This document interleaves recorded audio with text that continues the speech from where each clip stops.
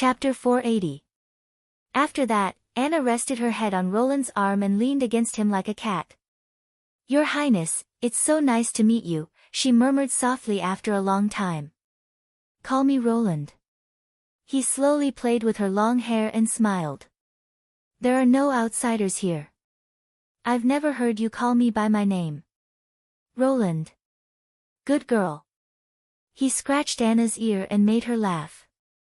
"Actually, I should be the one saying that. I would never have imagined that I would meet such an outstanding girl like you in the past. Not even in the palace. Nowhere." Roland shook his head slightly. "Sometimes when I think about it, I even feel that it's unreal." Anna was silent for a moment and leaned closer to him. "I'm right here. I won't go anywhere." This sentence instantly evoked his memories. He could not help but remember that she had said the same thing to him before. "Live like a normal person." "I don't care. I just want to stay by your Highness's side. That's all." "Are you dreaming?" "I'm not going anywhere." "Yes." Roland ran his hand down her silky hair and stroked her smooth back. "You're right here by my side. Love is so wonderful," he thought. It was a meaningless conversation, but it made his heart feel warm, as if it was about to melt. This time, the silence was longer. When he thought that she had fallen asleep, Anna's voice rang in his ears again. "I'm a witch." "Yes. Sister Vendi told me that witches can't give birth," Anna whispered. "You'll encounter a lot of trouble in the future."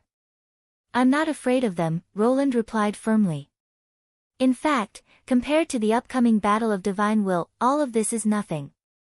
Originally, he was still considering using the system to solve the problem of succession, but the information brought by Agatha completely changed his expectations. The war that would decide the fate of mankind was close at hand, and if the demons could not be defeated, all the kingdoms would be completely wiped out. Compared to that, the problem of succession was not worth caring about at all. Thinking of this, he paused. "Actually, I was a little worried before."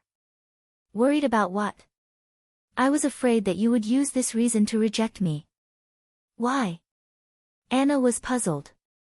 "I want to be with you, no matter if I'm a witch or not." Roland couldn't help but chuckle when he heard her answer. "That's right, ever since I met Anna, she's always been like this. Straightforward, never beating around the bush, and she'd always express her thoughts to me. With her, there would never be a misunderstanding like in Korean dramas where, 'I'm doing this for your own good, but I'm not going to tell you.'" As they chatted, Roland felt energized again. Anna also noticed the change in him. She kissed his neck and climbed on top of him. The night was still long. The next day, Roland woke up exceptionally late.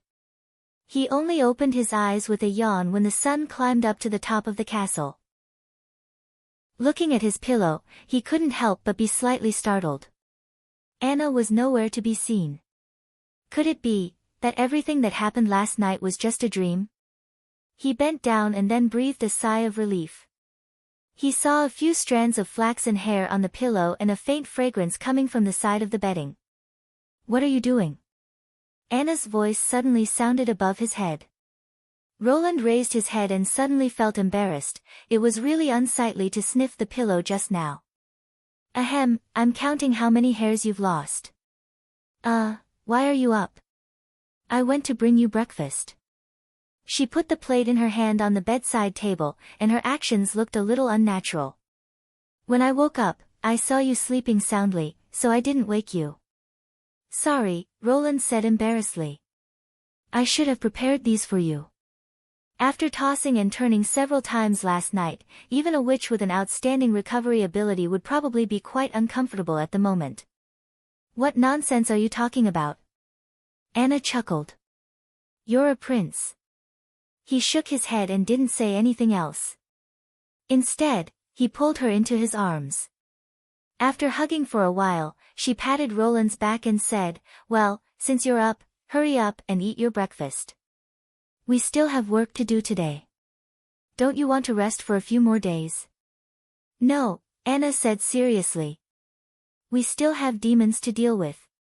Soroya and Miss Agatha are working so hard, I can't slack off. She smiled slightly. You too. Roland. After kissing Anna goodbye, the prince went to his office with a light body. When he opened the door, he was surprised to see Tilly sitting at the table waiting for him. Good morning. He nodded at her. What's the matter? It's almost noon now. Tilly smiled. And, you seem to have had a good dream. Did I? Zola couldn't help but touch the corner of her mouth. Of course, I'm smiling like a flower. She shrugged and then stopped smiling. I'm here to say goodbye to you. Roland was stunned. Goodbye. You're going back to Sleeping Island? I've been here for a long time. Although I've been in contact with the fjords by letter, I still have to go back. Now that the months of demons are over, I've accomplished the purpose of this trip. She got up and walked to the French window. Don't worry. Even across the sea, I'll fully support you in fighting against the church and demons. Can't you move to the western region? Roland made a final effort to persuade her to stay. There's a large piece of vacant land on the south bank of the Redwater River. It can accommodate all witches. We've already discussed this issue. Tilly sighed. It's not a matter of residence. It seems that she's made up her mind. Roland thought helplessly. Although this was a sign of political maturity and a strong sense of responsibility as a leader, it was not good news for him. Then wait for a week before you leave. I'll prepare something for the witches in the fjords. Oh. Tilly turned around. What is it? Books, courseware, and some exercises. He counted with his fingers. It can save you the trouble of copying and enhance the learning effect. In addition, bring a few revolvers. In case you encounter an enemy with a god's stone of retaliation, it can also play a role in self-defense. In addition, bring 2 steam engines. It'll be very convenient for pumping water for irrigation or for salt drying. I see. Tilly tilted her head. Thank you. Chapter 481. Recently, Vendy's life had been particularly fulfilling. Paper, just like her name, quickly absorbed knowledge about witches and magic power. Her reading and writing lessons and natural knowledge education were progressing smoothly, and she was now able to learn new vocabulary by referring to the textbooks. The only problem was that the natural knowledge tutoring was a little troublesome. Sometimes, the little girl would ask questions that even Vendy couldn't answer, so she had to ask Anna or the prince for help. Summer was much clumsier than Paper, probably because of her age. She had to repeat a word several times before she could remember its spelling, and she was also dubious about the natural knowledge lessons. But Vendy didn't mind. If they were all as smart as Anna, that would be a real blow. What she didn't lack now was time and patience. Every day, after getting up, she would call the 2 of them to the living room to check on their homework. This was also the view that His Highness had promoted to all the teachers in the Ministry of Education: if you only learned without practice, you would soon forget. Only by practicing all the time could you remember. Vendy deeply agreed with this. The next step was to practice magic power. With this little bit of magic power, Paper could already help Agatha make acid or go to the shipyard to help harden cement. Therefore, Vendy mainly tutored the newcomer Summer. It was said that Summer would join the security bureau with Nightingale and help His Highness reconstruct crime scenes, so the most important thing was to accurately control the playback time. Fortunately, using magic power was as easy as breathing for witches. No matter how slow a person was, as long as they could feel the flow of magic power, they wouldn't be too bad. Vendy often used Maggie as an example to encourage Summer not to be discouraged by her low magic power. Even a pigeon could evolve, let alone a normal witch. Of course, she would secretly bring Maggie some honey-glazed barbecue as compensation. In the evening, it was the routine elementary education class. Taking into account the different learning speeds of the new witches, His Royal Highness had divided the Witch Union into 2 classes. The original witches would continue to be taught by scroll and learn elementary physics and chemistry, while the newly awakened witches would be tutored by Wendy after the end of the regular course. This was also the most relaxing moment of the day for her. After all, as one of the first witches to join the Witch Cooperation Association, after a period of learning, Wendy had already widened the gap between her sisters who were at the top. Thinking that she had also been entrusted with the responsibility of managing the Witch Union by His Royal Highness, she felt even more pressure on her shoulders. Only when she was teaching new people could she put down her burdens and devote herself wholeheartedly. After assigning the homework for the two of them, Wendy went to the bathroom to take a hot bath. She returned to the bedroom feeling comfortable, but she saw Nightingale sitting on the bed, holding a book, Natural Science Theoretical Foundation, in a daze. She could only stare blankly. If she had paid attention to the book, she would have fallen asleep in less than a quarter of an hour. Wendy had never seen her persist in reading for a quarter of an hour. "What's wrong?" Wendy lifted the blanket and climbed onto the bed, sitting beside him. Nightingale slightly tilted her head and glanced at her, her blank and empty look made her heart tighten. She had only seen this look in the other's eyes in Silver City, which was the first time she had met Nightingale. At that time, she had been walking alone in the snowy streets, completely ignoring the snowflakes covering her shoulders. "His Highness Roland and Anna are together," she whispered. "I pushed him." Wendy didn't know what to say for a moment. Recently, she could also see that the relationship between Anna and His Highness had become a lot closer, but everyone had tacitly agreed on this point, so she didn't feel surprised. As the first witch that His Highness had come into contact with, Anna was impeccable in all aspects. Except for her infertility, Scroll even thought that she was the most suitable person to become queen. But she didn't expect that this change was single-handedly brought about by Nightingale. "I was clearly prepared, clearly knew that this was the inevitable result, but when I saw them together, why do I still feel so uncomfortable?" Nightingale tightly grasped Wendy's hand. "I've already made up my mind." Looking at the other's appearance, Wendy's heart also felt uncomfortable. The biggest impression that Nightingale had given her was that she was strong. Whether it was in Silver City, when she had imprisoned her distant relatives, or when she had fought against the church in the Witch Cooperation Association, no matter what kind of predicament she had fallen into, she had always been able to calmly face the battle. Even in the face of the aggressive Kara, she had never shown any fear. But in the face of love, she had once again become a helpless child, and on this point, she was powerless to help her. Because there was no right or wrong in love itself. Wendy had no choice but to hold her in her arms, gently patting her on the shoulder. "If you feel uncomfortable, just cry it out." Nightingale shook her head and said in a muffled voice, "When I left the Guylan family, I had already vowed that I would never cry again, never." Her voice was getting lower and lower, and finally became almost inaudible. Wendy felt that her chest was gradually becoming warm and moist, but even so, she didn't let out a single sob. Because she was trying her best to bear it, Nightingale's shoulders trembled slightly, and her grip on Wendy's hand became more and more forceful. "I didn't cry." "Well, you didn't. I know." Wendy closed her eyes, and in her heart, she began to regret what she had said to Nightingale. Staying by His Highness's side was a simple answer, but in fact, most witches would stay by His Highness's side, because they had nowhere else to go. Being willing to accept a woman who was infertile and unable to inherit the bloodline was in itself a very small probability event, and the witches also understood this fact. But the most important thing to stay by His Highness's side was distance. Just like the sun, everyone could bathe in the light brought by the sun, but the closer they wanted to get, the easier it was to be burned. And what Nightingale wanted to do was obviously not just watch from afar. This was not an easy road to walk. Or, just give up.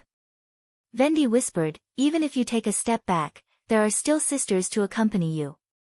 The long silence made time seem to freeze here, as if she was waiting for a trial. Even though the target was not herself, she still felt extremely unbearable. There were several times when Wendy couldn't help but ask again, but the words that were on the tip of her tongue eventually slipped back. Until Nightingale raised her head. Her eyes were a little red, but she could no longer see the tears, and the wet feeling in her chest seemed to be an illusion. When she saw the other's eyes, Vendi knew that this trial had finally come to an end, but it was not the end. I won't give up, she shook her head, no matter what, I want to stay with him until the end. Even if the sun burned her to ashes. Chapter 482. 3 days later, the wedding of Chief Knight Carter Lannis and the star of the Western region, May, was held in the castle garden. In addition to the families of both parties, all members of the Star Flower Troupe, City Hall, and the Witch Union attended the wedding. In this era, marriage ceremonies were generally performed by the church. Royal and noble weddings were witnessed by regional bishops, and then ordinary nobles and wealthy businessmen would invite priests or officiants to give their blessings according to their status and wealth. Commoners, on the other hand, had to go to the church themselves and pay several silver royals for the priest to officiate their wedding. Of course, there were also many who could not afford this price and lived together directly. Since the church no longer had a foothold in the Western region, the City Hall naturally became the host of the wedding. According to Roland's plan, the City Hall would send officials to issue marriage certificates free of charge, and at the same time, register both parties of the marriage. Carter's wedding was an excellent example of publicity. He had even thought of the slogan, which was convenient, legal, and free of charge. When May appeared in the garden wearing a wedding dress, the audience burst into exclamations. Although she was not a witch, but as a famous actress, her unique temperament still attracted everyone's attention. Even Roland couldn't help but sigh, Carter's vision was really good. If it were not for better publicity and the repeated pleas of the knight, he would have been reluctant to take out the wedding dress in advance. As for the other protagonist of this wedding, Carter Lannis, he appeared in a black suit. He also had an extraordinary temperament. Coupled with his meticulously groomed handsome face, the two of them standing together was completely a match made in heaven. They really look like a perfect match, Anna exclaimed. Sooner or later, we'll have such a day. Roland gently squeezed her hand. When that time comes, everyone will know your name. Yes. She tilted her head and smiled. It was easy to marry a witch, but it was very difficult to gain the approval of the majority of the subjects. It was difficult to achieve this unless one had absolute power or a very high reputation. Therefore, he had to wait until the kingdom's civil war subsided and he became the well-deserved king of Grey Castle before he married Anna. He did not want others to think that Anna was just a witch that he secretly hid as a plaything, just like the nobles did in the past. However, Roland believed that this day would not be too far away. The months of the demons had already ended, and the town was about to go all out in preparation for the spring offensive. Soon, a thunderous blow would fall on Timothy's head and completely shatter his throne. The two exchanged tokens, well, next. The official from City Hall was obviously not familiar with the new wedding procedure written by Roland. He looked down at the record book and said, "The newlyweds kissed." Wow! There was a burst of cheers. The members of the Star Flower Troupe, especially Irene, excitedly grabbed the light of dawn and swayed left and right, and pulled the others to clap and cheer for May. Isn't it just kissing? Lightning curled her lips and said, every time my father returned from an adventure, he would be kissed several times by those maids. Coo. Maggie, who was squatting on top of her head, turned her head and covered her face with one wing, but the pigeon's eyes were on both sides of its head. Your Highness, this procedure, is it really good? Scroll asked with her hand on her forehead. It's a special case. Not every newlyweds have to do this. Roland smiled and said, after all, it's for publicity, and the more attention it attracts, the better. Then he looked at Soroya and said, you have to draw this moment in detail. Don't worry, leave it to me. The latter looked at the two of them without blinking, and the magic pen in her hand was shining. It was obvious that she was also very interested in this. Carter was obviously a little nervous about this step. After a moment of sluggishness, May finally took the initiative to stand on tiptoe and kiss him. There was a burst of warm applause in the garden. Finally, Your Highness, please give us your blessings. Roland walked out of the crowd and came to the two of them. He patted Carter on the shoulder and said, "Well done." Then he said to May, "I wish you happiness." Is this all right?" Carter hesitated. "Of course. Go back and have a good rest. I'll give you 2 days off." Roland smiled and said, "Vader should arrive in the town in the afternoon. Just leave the work to him." "Thank you, Your Highness." The two of them looked at each other and smiled. Then the wedding came to an end with a burst of firecrackers simulated by Echo. In the afternoon, General Manager Berev and Minister of Construction Carr came to the castle office to report to Roland on the progress of the 3 supplies project. So far, all the water supply facilities in the residential areas have been installed, and most of the heating pipes have been buried. Carr pointed to a map of the town and said, "But the power supply is still a long way off. Apart from the factory area that you instructed, the 4 residential areas are still in the stage of digging trenches. Since you went to Longsong's stronghold, this part of the work has almost stopped." Roland nodded. There was nothing he could do about it. Apart from him, no one else could understand what electric circuits were and how electric currents worked. It would probably take 4 or 5 months for all the townspeople to have electric lighting. It doesn't matter. Now that the months of demons have passed, the construction of the heating part can be postponed. The next most important thing is the power supply project and the construction of Kingdom Avenue. The former is related to the use of time, while the latter is the key to strengthening the connection between the two places after the construction of the city. He ordered, in addition, after the completion of Kingdom Avenue, do not dismiss the redundant workers. Instead, continue to build the road connecting the shoal. You mean, the mountain area to the south? Yes, that will be our direct entrance and exit to the sea, Roland said affirmatively. When Tilly and the others return to Sleeping Island, Lotus should set foot on the western region again. At that time, with the help of Countess Spear, the opening of the mountain passage would be faster. Besides, after the establishment of Neverwinter, those handymen will also be my subjects. When the Kingdom Avenue is completed, grant them official resident status. He looked at Berev and said, "I'll leave this to you." Yes. In addition, don't stop the construction of the residential area. Whether it is extending to the open space between the town and stronghold or developing to the south bank of the Redwater River, all of them are fine. This year, the focus is still on population expansion. I hope to triple the population of the city by the end of the year. Berev gasped and said, "Your Highness, that's almost 100,000 people. And the western region can completely support so many people," Roland said in a low voice. "You can take it as the target of your plan." Grey Castle was not without population potential. A large city of more than 20,000 people would need to support at least 100,000 people in the suburbs. The more prosperous the city, the larger the scale of the latter. This was also a phenomenon caused by the backward level of modern agriculture. However, the western region did not have such restrictions. With the introduction of the steam engine, there was no need for so many people to maintain the material supply. Finally, since the factory area has electric lighting, after the construction of the city, it will be changed to 3 shifts of production, especially for the processing of ammunition, the prince said to the director of City Hall. Each period of time will be calculated according to the past daily salary. The more you work, the more you will get back. You can start the publicity from today. By then, I hope the factory will not be in a state of rest for a moment until we completely unify Grey Castle. Chapter 483. On the appointed day of the founding of the city, Roland got up very early.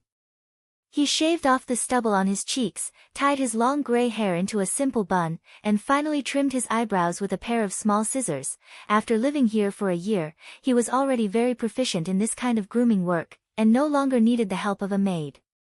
Looking at himself in the slightly blurred silver mirror, he still had a rather sage-like appearance. If he were to put on a loose robe, with this kind of appearance, it wouldn't be an exaggeration to say that he was a cultivator hidden in the city. Roland nodded with satisfaction, got up and went to his office. Barav was already waiting for him in the room. Your Highness, he saluted and said, the flying messenger to Longsong's stronghold has been sent out, and it is estimated that it will arrive at the stronghold castle in half an hour. Well, how is the layout of the site? Everything was completed yesterday afternoon, and at present, it seems that it is enough to accommodate the entire population of Border Town, the director replied. Well done, Roland praised, and slowly walked to the French window. In the distance, the impassable mountain range and the concealing forest were still snow-white, and the first rays of the morning sun reflected on the snow, reflecting wisps of golden light.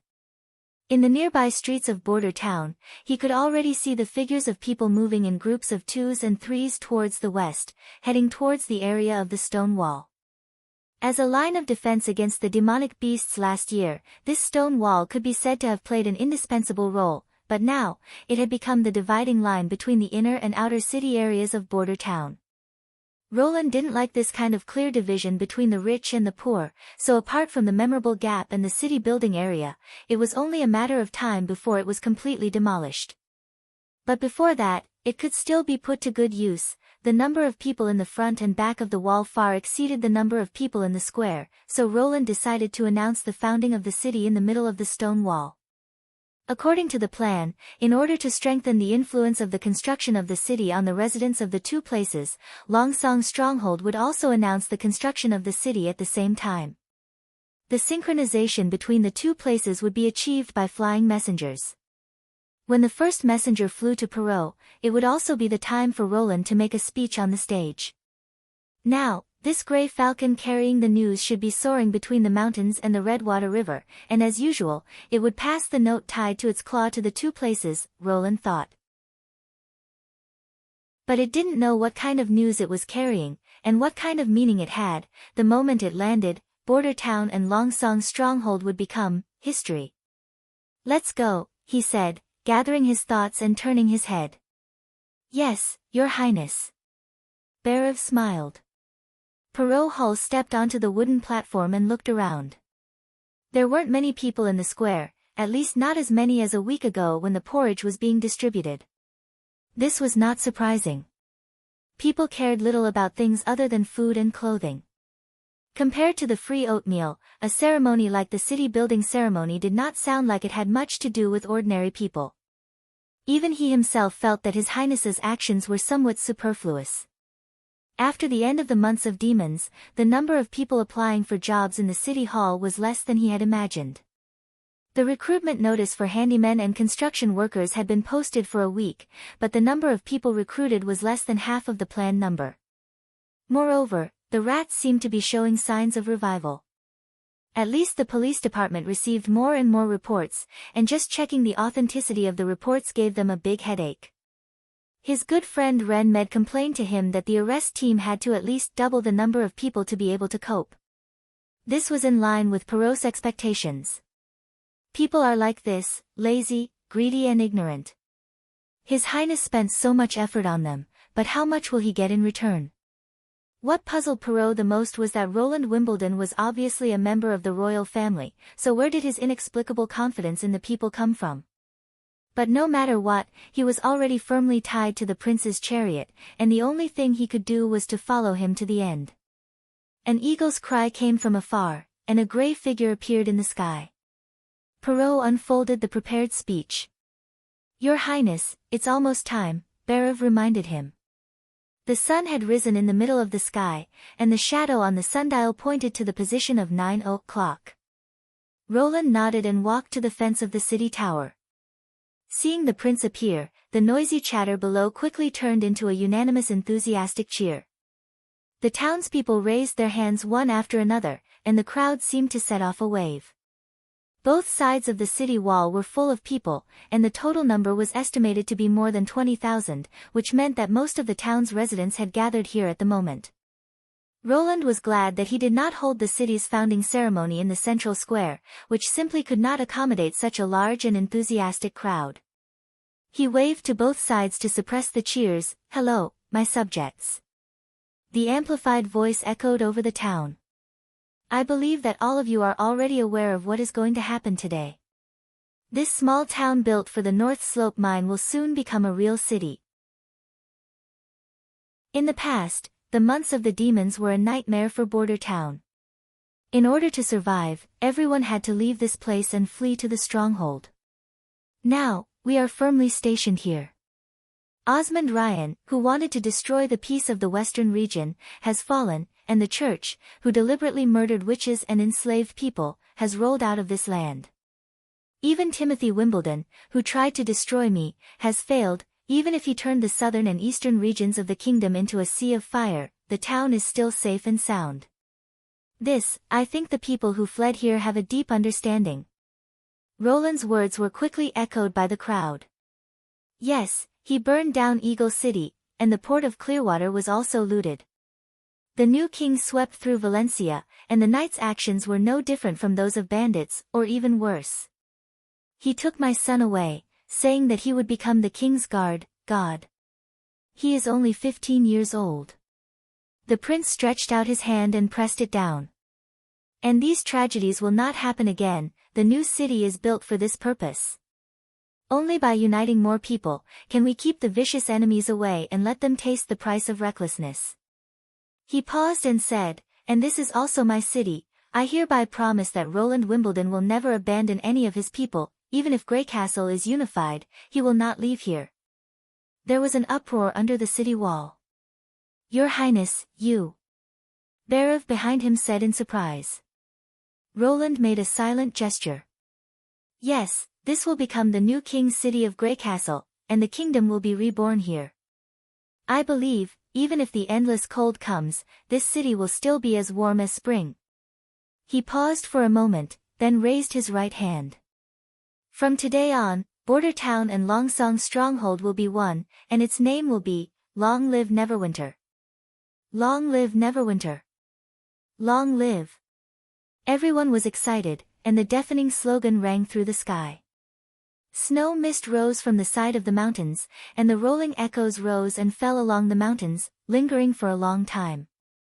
Looking at the cheering subjects, Roland's heart was filled with excitement. The seeds of reform had been sown, and one day, he would see this cluster of sparks turn into a prairie fire, sweeping the whole continent. Chapter 484. The upper floor of the pivotal secret temple was brightly lit. Dozens of stones of lighting illuminated the round library at the top of the tower as if it were daytime. It was hard to imagine that one was underground in this hall. If it were the Hermes Cathedral on the ground, this place would be the Tower of Babel, which was also Zero's favorite place to stay.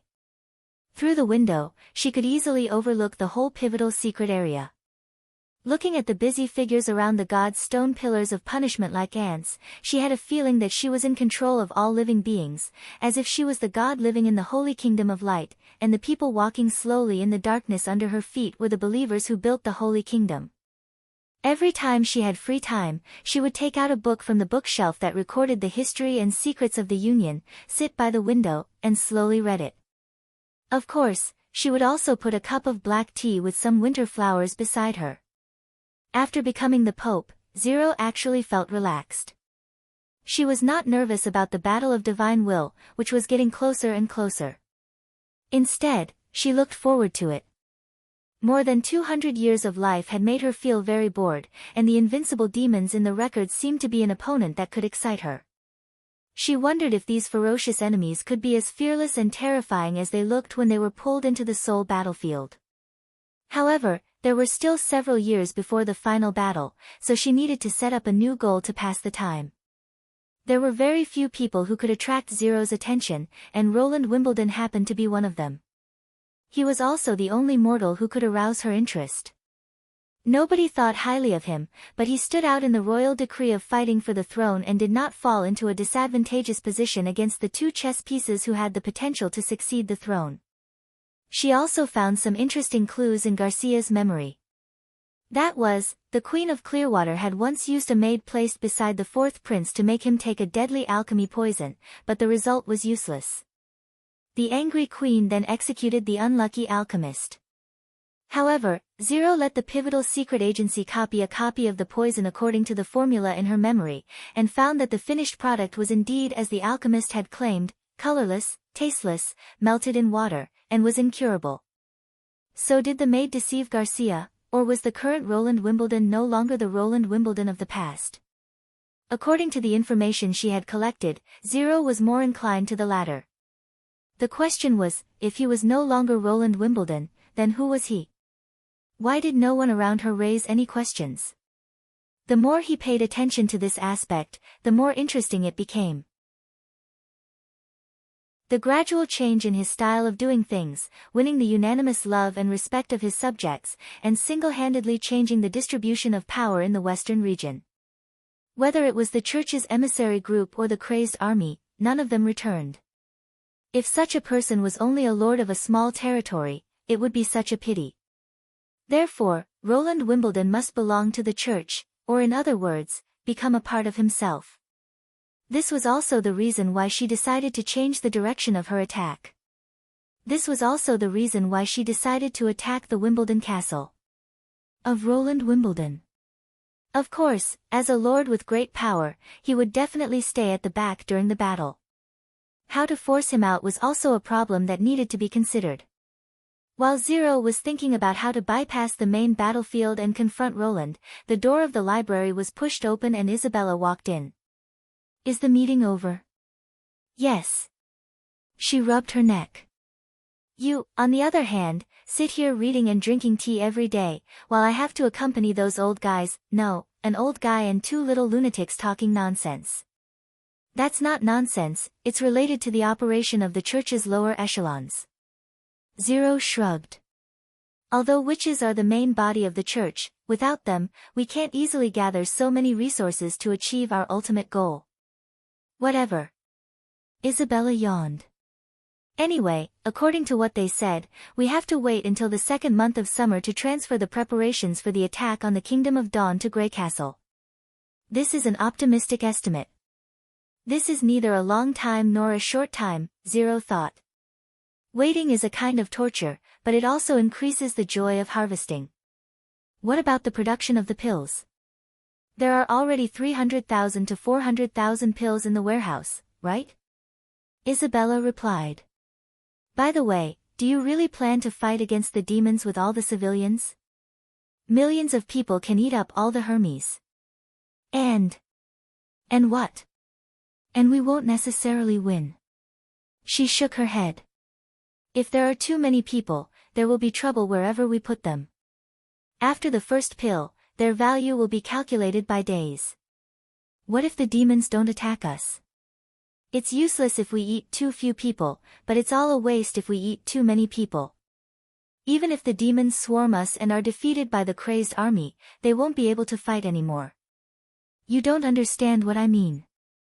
Zero stood up and walked to a big table in the hall. She uncovered the cloth covering it. I never planned to let the crazed army defend Hermes. The final battle should be somewhere on the fertile plains. I guess it will probably be in the ruins of the holy city of Ans-Karaj, because it's the closest place to us. Do you want to take the initiative to attack? Isabella was stunned. What we lack the most is time, Zero said calmly. I don't expect to wipe out the demons in one fell swoop. The Holy Book says that when the bloody moon comes and the gates of hell open, the demons can build a obsidian spire. In fact, it's not building, it's growing. Are you trying to say that those stones are actually alive? Isabella asked incredulously. This part of the content can only be seen in the personal records of the three chiefs of the Union. The expansion of the demons must be built on the obsidian spire that can produce red mist. Currently, the places where the spire appears are all rich in God's stone mines, and the area of influence will continue to grow. At the beginning of the Second Battle of Divine Will, an extraordinary once led a group of soldiers to approach the red mist area from underground. As a result, she saw a shocking scene. There was an extremely huge monster surging under the spire, and its body was even thicker than the base of the spire itself. Zero said word by word, that huge monster was corroding the god's stone and turning it into a black crystal that emitted red mist. Considering that the demons have chaos beasts that specialize in turning god's stones into magic stones, it's not difficult to understand why they have such an ability. Isabella opened her mouth and finally spat out a word, disgusting. Chapter 485. Isabella stared at the map in silence for a long time. But the crazed army isn't Scourge. Although the drug can affect their minds, it won't give them an invincible will. In the face of a truly terrifying enemy, they will still be afraid and even flee. A million-strong army is enough to crush us into powder. Of course it won't be that easy. Most of the candidates for the crazed army should be low-level believers of the church, and the judgment army should be the backbone. Zero returned to the window. And in order to obtain so many believers, unifying the four kingdoms is a must. What are the chances of success? 30%? 50%? She replied carelessly, how can I know the chances of success when fighting against an enemy I've never met and all the information comes from ancient books from 400 years ago? Don't forget what I said before, if we're lucky enough. It was precisely because of this that it could be considered as moving. Placing the fate of the entire human race on this gambling table, using a few chips to stake everything on a single throw, using small gains to win big. A battle where the outcome of the battle was already decided would not make people feel uneasy or excited. An unexpected harvest was the sweetest. Whether mankind could survive or not depended on the courage, wisdom, faith, and sacrifice they displayed in this gamble. She thought that this was probably what God wanted to see, the weak would not be able to receive his smile. I hope you're right. Isabella curled her lips. I'm getting more and more curious now. Curious about what? If the fourth prince of Grey Castle were here, what would he do? Zero frowned. Why, do you really think he can defeat me? Bishop Tayfun said that there has been no news from the Pure which he sent to Grey Castle, as if she had disappeared for no reason. And it was you who assigned that person to be the outpost of the western region. In addition, we also lost King's City's Aphrodite, Bishop Candidate Mira, and Longsong Stronghold's Cathedral. Isabella paused here. Don't you think, ever since the church started to attack the four kingdoms, it has never suffered so many losses? It seems that whenever we get involved with the western region, we always suffer losses, as if God is protecting them. Enough. Zero pounded the table fiercely. You know nothing about God. Isabella was slightly taken aback. I was just joking. Since when do you think God is so important? She suppressed the anger in her heart. He's just a mortal. Mortals can only rely on schemes and knowledge, and these will become a part of me.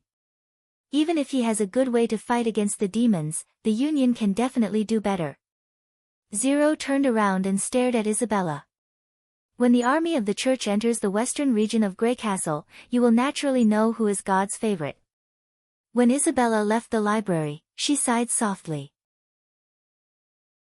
You're becoming more and more like a pope.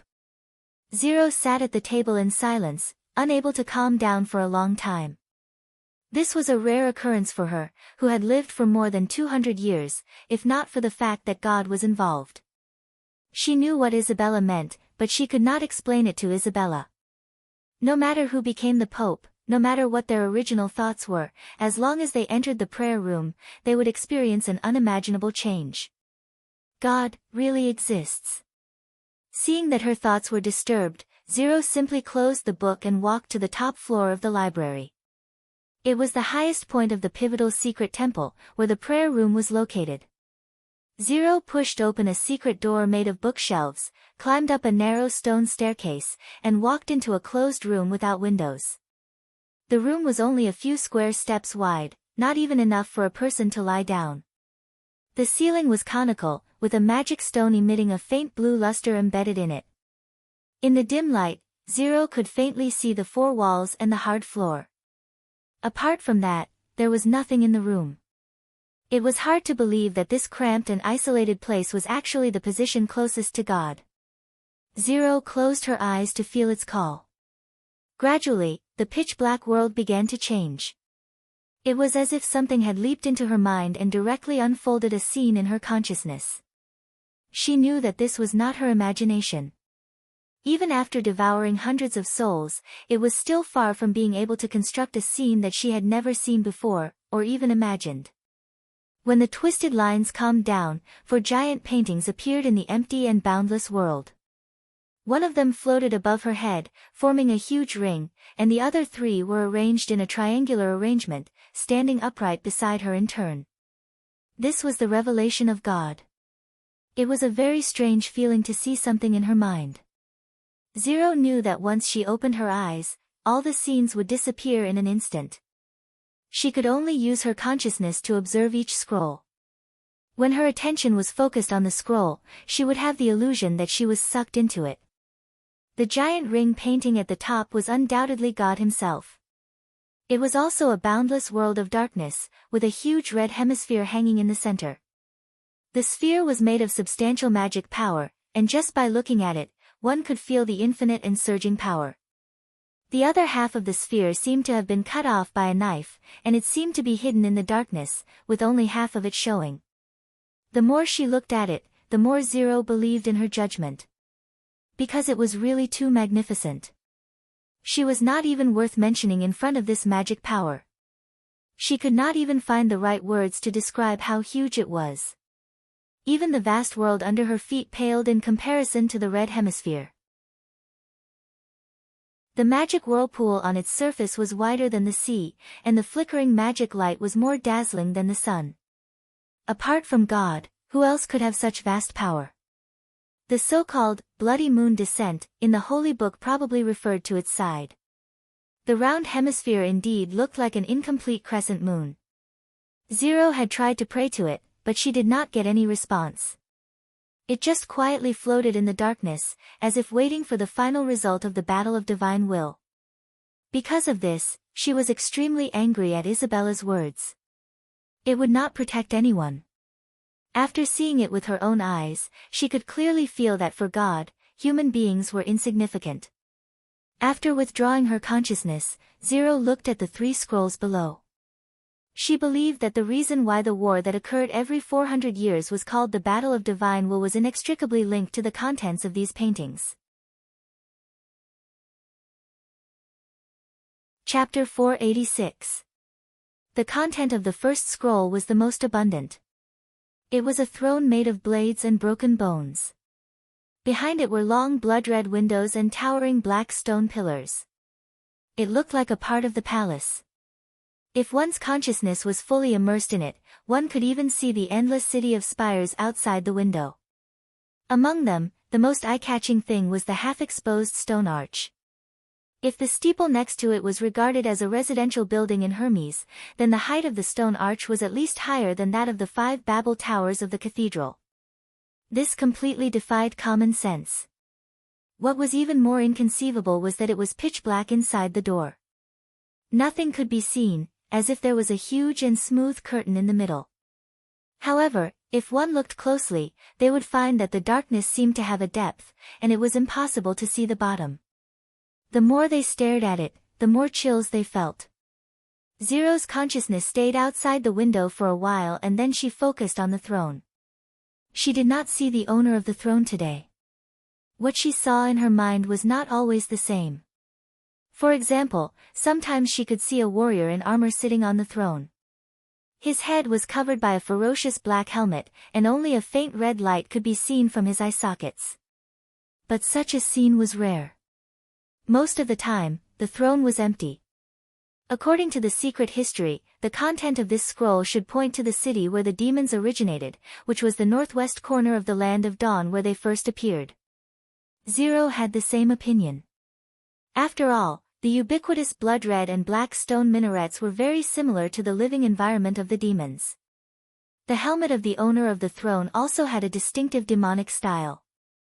The only strange thing was that the owner of the throne looked no different from an ordinary person. It was not as strong and terrifying as the fearsome demons and lords of hell described in the Holy Book. Therefore, there were many speculations about its identity. Some popes thought it was the source of evil, and some witches thought it was the guardian of the demons. It guarded the secrets of God. The second scroll was much weirder. It showed very little content and seemed to be constantly moving. At least in Zero's limited observation, she had never seen the same scene. This time, she saw water.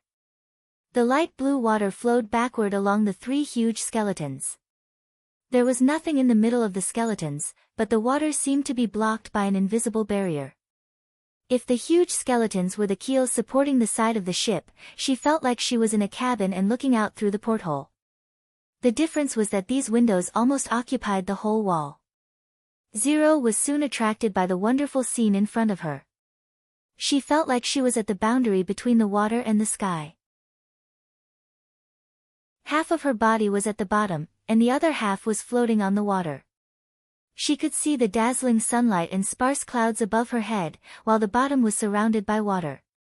Under the light, she could clearly see the changes in the color of the water, from the light blue on the surface to yellow-green, and then to dark green. The deeper she looked, the darker it became. Suddenly, the scene moved violently. Zero felt her feet tremble and almost fell to the ground. She subconsciously wanted to open her eyes, but at the last moment, she held herself back. These were not real scenes, she told herself, but the revelation of the gods in her mind. Zero thought. The water was rising rapidly and soon covered the sky. No, instead of saying the water was rising, it was more like she was sinking. Soon, the scene outside the window was completely covered by water. She even saw red fish swimming close to the skeletons. At first, there were 2 or 3, and then more and more. The dense shoal of fish was like a red ribbon, wrapping around the invisible barrier. The color of the water gradually changed from dark green to dark black. Finally, the scene disappeared into the pitch-black darkness. Zero gasped and broke away from the scene. This was the first time she saw such clear information. The moment the darkness covered her sight, she felt suffocated. However, he did not find any useful clues in it. According to the secret history, the content of the second painting was extremely varied. Some people left behind a huge eyeball, some saw a volcano erupting bubbles and yellow smoke, and some people said they saw a bottomless abyss that emitted a dim light. The viewpoints of the previous generations of observers had never been unified. She rested for a moment and turned her consciousness to the third scroll. Still, there was nothing there. Just like the world outside the scroll, it was dark and dead silent. In the secret history, it was mentioned that during the early stages of the first battle of divine will, there was some content in the scroll. However, this part of the record was so old that even the pages had become tattered. Zero could not clearly see what was written on it. However, one thing was certain. After the end of the Battle of Divine Will, the scroll turned black and never showed any content again. Finally, there was the fourth scroll, which was not recorded in the secret history at all. Zero found it hard to understand. It seemed that they were hiding something at the same time. This was very strange. If even the Pope, who was the only inheritor of the secret, had no right to know, then this secret would be buried forever and no one would ever know. The scroll showed a wall. It was a gray, rough, and inconspicuous stone wall. Part of the mortar had fallen off, revealing the cracked stone underneath. Obviously, it had been standing there for a long time. There was nothing to be seen but this wall. After staying in the scroll for a while, Zero felt extremely tired. Comprehending a deity's revelation was an extremely exhausting task. Even she could not persevere for too long. Zero opened her eyes and cut off the connection with the magic hemisphere. The vast and endless world of darkness and the huge scroll disappeared in an instant. The small room under the dim light came back to her. She let out a long sigh, stumbled down the stairs, and returned to the library. She drank the cup of cold black tea in one gulp, and only then did she catch her breath. Although God did not give her any response, her anger had now calmed down. Isabella did not know anything about God, but she did. Zero looked out of the window and watched the busy figures under the tower. The feeling of controlling all living beings came back to her. After more than 200 years of experience, she had thought that there was nothing in this world that was worthy of her attention. However, after becoming the Pope, she realized that her understanding of the world was only superficial. Now, a new secret was placed in front of her, and eternal life was the best capital to pursue this secret. Zero faintly felt that she was the favored child chosen by God. Chapter 487. Here comes the ship. A sail appeared at the end of the light gray sea line. There were no other merchant ships passing through here, so they could only see ships from Sleeping Island. Yes, Tilly responded softly. Her voice was barely audible when mixed with the noise of the sea crashing against the shoal. As she had her back to him, Roland could not see her expression. I have to go. Andrea sounded a little regretful. I quite like your territory. I don't know if I can make ice cream bread as delicious as it is here when I return to Sleeping Island. In addition to a bolt rifle, Roland also gave her the ice cream recipe. As long as there are eggs and milk, the taste won't be bad. When you come to Border Town, no, Neverwinter, I'll have something more delicious here. More delicious than ice cream? Andrea pressed down her flying blonde hair and smiled. My lord, you can't lie. I'll remember what you said. If you're so reluctant, you might as well stay here. Ashes spread out her hands and said, Princess Tilly certainly won't mind losing such a gluttonous fellow. Sleeping Island can't let you eat to your heart's content. Oh, really? There won't be any ice cream for you when we go back. Andrea glared at her. You can eat salted fish and drink fish soup every day. While the two were bickering, the sailboat gradually approached the coast. From the pink flag fluttering at the top of the mast, they could see that it was the charming beauty. Shavy summoned an invisible barrier and went back and forth between the shoal and the sailboat to carry the books and materials to the fjords little by little. The last to be carried were the 3 card-playing men and Princess Tilly. Just as Tilly stepped onto the barrier, Roland stopped her. What's wrong? She turned her head, her eyes surging with some complicated emotions. Roland was not good at saying goodbye, so he called her name subconsciously. Finally, he took a deep breath and said loudly, If you encounter any problems on Sleeping Island, you can tell me at any time. I'll also find a way to help you. Also, Neverwinter will always welcome you. After a while, Tilly revealed a faint smile and said, Thank you, you too. Goodbye, everyone. Andrea and Shavy waved goodbye. Ashes didn't say anything, but she also waved at the two of them. After saying goodbye to the witches, the barrier carried the 4 people and quickly slid towards the beautiful woman. What's wrong? Can't bear to. Nightingale's voice came from behind. It's just a bit of a pity, that's all. More than 300 witches, it would be great if they could all move to the western region, Roland said, pretending to be relaxed. Yeah, that would make your sins even worse. Nightingale rolled her eyes at him. Ah, sin? Roland was startled. Why? Isn't the life here better than on Sleeping Island? Anna was also puzzled. Even if I told you, you wouldn't understand. She turned around and walked straight towards the hot air balloon. That's the most annoying thing. Looking at her back, Roland breathed a sigh of relief. After disappearing for 2 days, Nightingale seemed to have returned to her previous state, which finally made him feel relieved. Let's also go back.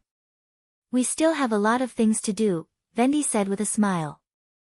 Okay. Roland and Anna looked at each other and smiled. Holding each other's hands, they walked towards Cloud Gazer together.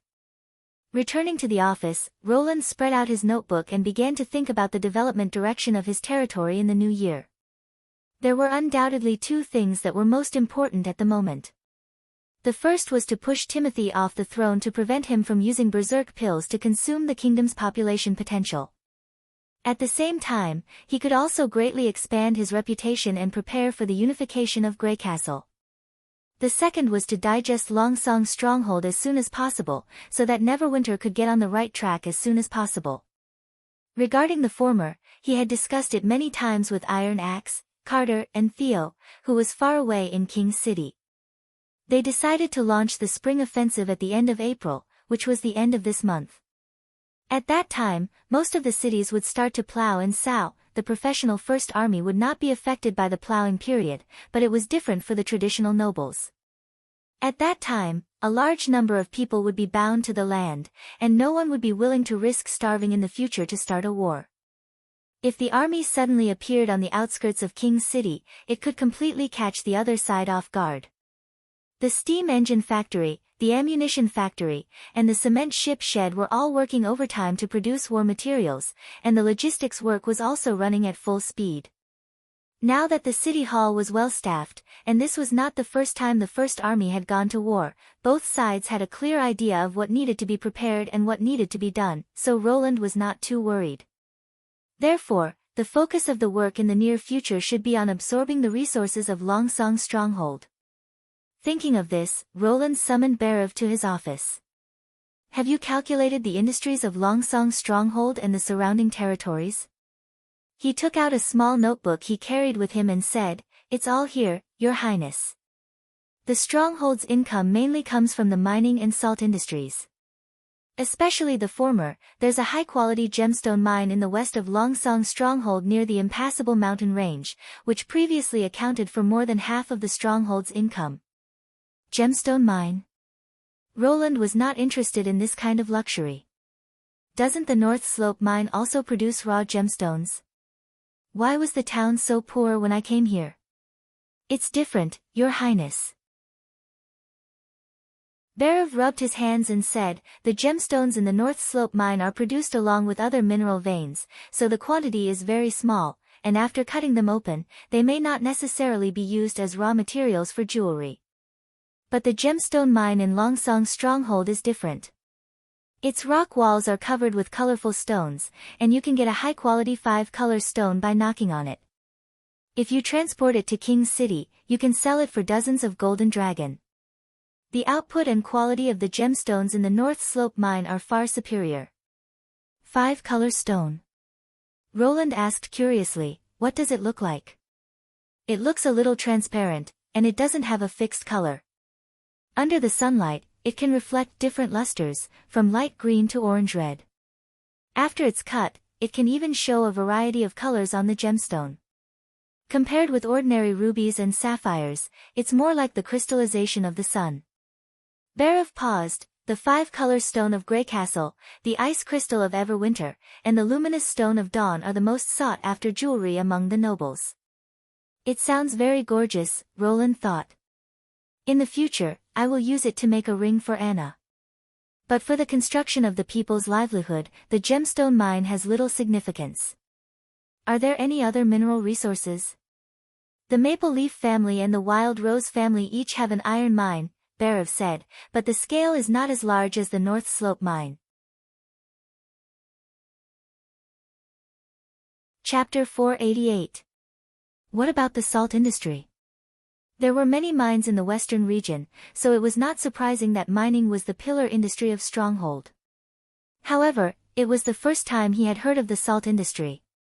Prince Roland knew nothing about local specialties, and Roland also thought that salt production was the main industry of coastal cities. Stronghold, the Elk family and the Honeysuckle family each have a salt well. In fact, the 3 wells are very close to each other, basically located at the border of the territory. I heard that more than 200 years ago, civil wars in the western region often broke out in this area, and the war lasted for nearly 50 years. Berev said while stroking his beard. And then the 3 nobles who took this place became the biggest winners in the western region? He asked with great interest, what's the output of these salt wells? In addition to supplying the western region, it will also be sold to Fallen Dragon Ridge, Redwater City, and small villages along the way. Berev flipped through the records in the notebook. It accounts for about 15% of the income of Stronghold.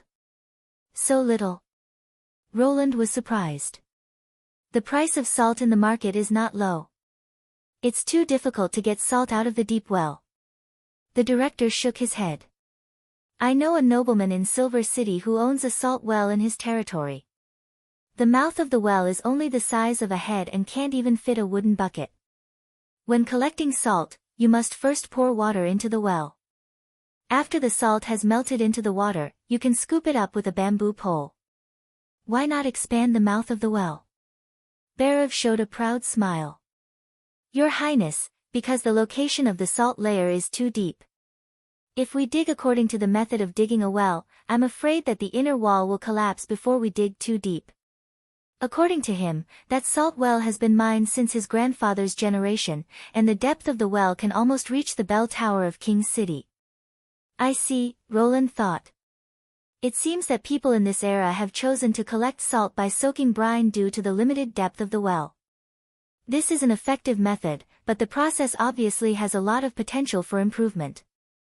Whether it is using the power of Lotus to improve the salt mine or using a steam engine to extract brine, the efficiency of collecting can be greatly improved. If Neverwinter could obtain an adequate supply of salt, it would not only bring great profits to Neverwinter, but also make the refined salt, which was healthier and tastier, available to every subject's home. After all, the salt they currently consumed was still coarse salt mixed with various impurities and foreign substances. I understand. Thinking of this, the prince nodded in satisfaction. You may leave now. Don't slacken your recruitment work. The months of demons have just passed, and the refugees who have lost their land should be in a predicament of having no food to eat. This is a good time to recruit people. I think the same as you, Your Highness. Berev put his hand on his chest and said, the new emissary delegation will be sent out soon. I think their harvest this time will be far greater than last year's. After the steward left, just as Roland was about to plan how to use the fortress's mineral resources, he heard a knocking sound coming from the window.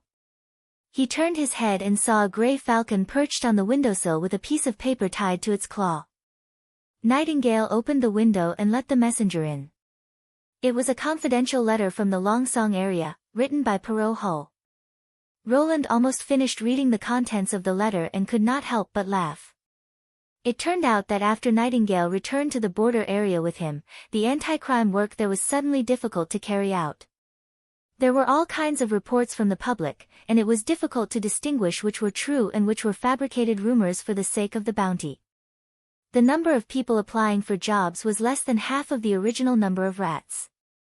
As the new Minister of Justice, Ren Med was overworked every day, but he could not suppress the rising forces of Blackstreet. If this went on, there was a risk that public security would deteriorate again. At the end of the letter, Perot wrote that he hoped His Highness could provide manpower and technical assistance. Although he did not mention names, Roland knew that he hoped that Nightingale and Vader could go and help the Earl of Elkdeer. He handed the letter to Nightingale, who frowned after reading it. He can't hold on any longer. Because he has no experience in fighting against rats.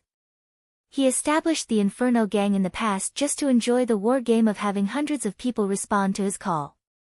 If it's a game of cat and mouse, he won't be able to do it well. Roland smiled. I've expected this situation. Fighting against rats is a long process, and there will be repeated cases in the middle. But as long as we maintain the intensity of the fight and give them a better way to survive, they will disappear sooner or later. Once we get on the right track, it's not easy to get infected again. It's true for people and the city. Are you going to send me there? Nightingale sighed.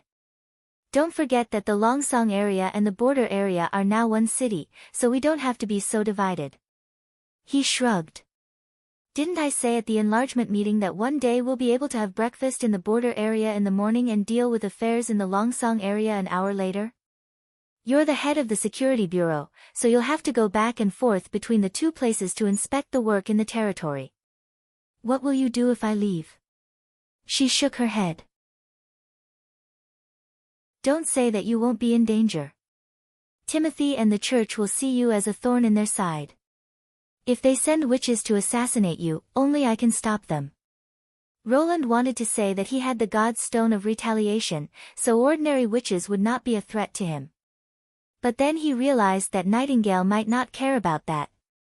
Listen to me, I can't agree to anything you say. Vendi and Scroll will definitely be on my side. You're the most important person in the Witch Union. I'll go with you. Ahem, is that so? Nightingale suddenly choked, and then somewhat flustered, she turned her head to avoid his gaze and said, since the other party asked me to do this, only I can do it. The prince could not help but laugh. Take Summer with you. It's time for her to learn how to use her ability in practice. In addition, Sylvie and Soroya should also go with him. While exploring the mines, they should also set up an ID system. It would be better if they could also set up a low-level city hall. He wondered how the training of the nobles from Longsong stronghold was going. 3 days later, Roland led the witches and the nobles from Longsong stronghold to board a ship to the Longsong area. Chapter 489. In the evening, the ship arrived at the inland port of Longsong district. Perrault, who had received the news, was already waiting there with his men. When they returned to the castle, a grand welcome banquet was held in the hall on the first floor. Roland's mentality had also changed since he had completely occupied Longsong stronghold. Looking at the nobles at the banquet, he always felt that Perrault was treating him with his own money. After exchanging some pleasantries with the eldest son of the honeysuckle family, he got to the point. Have those rats started to come out again?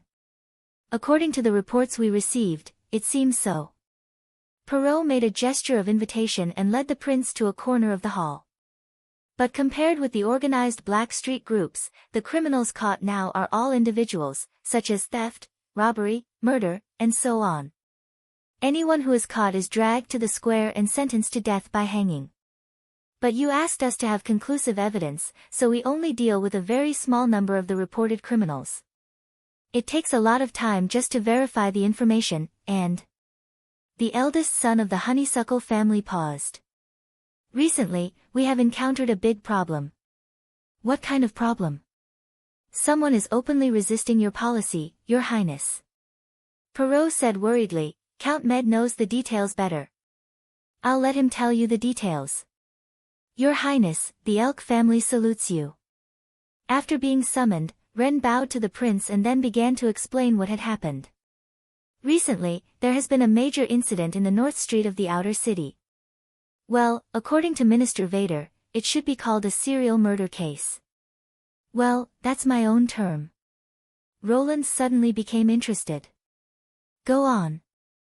Yes, Ren Med said in a low voice. Since 3 days ago, a resident has been killed in their home every night. The commonality of the victims is that they are all men, live alone, and have no family members. Most importantly, they have all reported their jobs to the city hall. The prince frowned. They are all regular workers. If handyman is a regular job, said the Earl of Elk, nodding, there is a picture left in the room of every murdered resident, a crown and a red cross, painted in blood. Because of this mark, I asked the city hall for confirmation and learned that their names were on the list of people who were going to build houses in the Redwater district. So you think their goal is sabotaging your recruitment plan, Your Highness, he replied. This matter has been publicized in North Street, saying that as long as you apply for a job in City Hall, you will be targeted by the killer. I think so too, Perrault chimed in. The number of applicants was lower than expected, and now almost no one dares to sign up on North Street. Now, there's an additional group of residents in City Hall who have changed their minds, saying that they're not feeling well and can't leave the city for the time being. They're hoping that the officials can strike off their names. Right now, the news is only circulating on North Street. If it spreads to other streets, it may adversely affect your construction plan. Roland thought for a moment and asked, haven't you found any clues about the murderer? Well. Ren opened his mouth and said after a long time, no one saw the murder scene, and we don't know where to start searching. Really? Roland was a little surprised. How did you solve this kind of thing before? Do you mean the patrol? The young Earl of Elk hesitated.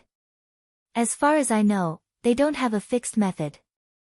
If the victim's family appeals to the Lord, and the Lord decides to give justice to his people, they will try to pressure the Black Street gangs and force the rats to hand over the criminals.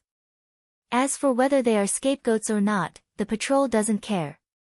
If it's a foreigner or a person living alone, they usually choose to turn a blind eye. This is so lawless, Roland thought to himself. In this way, the judicial power was almost equal to handing over to the rats. No wonder some people said that the rats were the other side of governing the city. In addition, there seemed to be no criminal investigation in this era. If there was no witness to the murder, it would most likely be an unsolved case. Of course, this was only limited to civilians. Nightingale had always been in the town, and the composition of the population was simple. All kinds of crimes were solved as soon as they happened, so he ignored this problem. Renee didn't say it out loud. Perhaps he thought that it was too much for him to ask for conclusive evidence before he could pronounce a sentence. But in any case, Roland would not allow a scapegoat to be used in his territory. I see. Starting tomorrow, the Security Bureau will take over this case. You just need to cooperate fully. Yes, thank you, Your Highness. Ren was overjoyed. After the banquet, Roland returned to the study on the top floor of the castle. Now the place had changed greatly. The surrounding bookshelves had been removed and replaced with soft reclining chairs, tea tables, and cushions. 2 big holes were knocked in the wall behind the desk, and transparent floor-to-ceiling windows were installed. Although it was not smooth and flawless crystal glass, the sense of openness was instantly raised to a higher level. Through the slightly mottled glass, Roland overlooked the stronghold shrouded in darkness and nodded with satisfaction. It seemed that Perrault was quite attentive to his orders. It was right to choose him as the agent. What are you going to do about this matter? Nightingale came out of the mist and sat cross-legged on the table. I won't deal with this matter. The prince smiled and shook his head. Now that the nobles have returned to Longsong, the first task tomorrow is to arrange for them to build a new second-level city hall. According to the model of border area, the departments and some people in charge will be divided. The sooner this system is established, the sooner Soroya can draw identification cards. I'll leave the crime fighting to you. Me? You're the person in charge of the Security Bureau. It's up to you to decide how to solve the case. You can use the entire police force of Neverwinter as you wish. Whether it's Vader or Ren, they can all be regarded as your subordinates. But didn't you always say that the power of the departments should be separated and the administrative status should be equal? Nightingale was puzzled. I don't quite understand how the city hall works, but this means that the Security Bureau is above it, right? Chapter 490. We're going to catch all the criminals so that they won't dare to show their faces in Neverwinter again. Nightingale held Summer's shoulder and said in a clear voice. Yes. Lady Nightingale. Summer shrank back and said, but I'm going to bed now. It's still early. Let's think about tomorrow's countermeasure. Her eyes were sparkling. No one can escape from us, not even the most cunning mouse. By the way, you don't have to call me lady. The witches of the Union are used to calling each other sisters. Yes. Sister Nightingale. My God, Summer did not know why she, an ordinary townsman, would suddenly have to catch criminals. Wasn't that what the patrol team was supposed to do? Moreover, after returning from His Highness' study, Lady Nightingale, no, Sister Nightingale had been very excited. She had repeatedly said that she would catch the criminals with her own hands. It seems that she is indeed a witch who abhors evil. Summer sighed in her heart. But, can I really help her? Thinking of this, she asked cautiously, what should we do? I've never caught a criminal before. Catching the murderer is my task. Nightingale patted her chest and said, you just need to recreate the murder scene and let everyone see who the real murderer is. You mean, recreate the moment when the criminal made his move? Summer hesitated. But how can I know when he made his move? Nightingale paused. You're right. How many times can you use this ability in a day? I've been practicing with Sister Vendi for a week. Now I can use it 4 times, but that should be my limit, Summer said dejectedly. My magic power is very limited. If I want to extend the duration of the illusion, the number of times will decrease. In addition, the duration can't exceed 2 days. Otherwise, the magic power consumption will increase greatly. How long does it last? Half, quarter of an hour. it's not enough. Nightingale paced back and forth beside the bed. If the replay doesn't include the prisoner, it'll be troublesome. She thought for a while. If I reduce the duration, can I try a few more times? It should be possible, but I don't know if I can do it, Summer muttered in a low voice. Sister Vendi said that as long as I control the magic power accurately, I can control the time when I use the ability. But every time I use the magic power, I always feel that it runs away quickly. It's a pity that Countess Spear isn't here.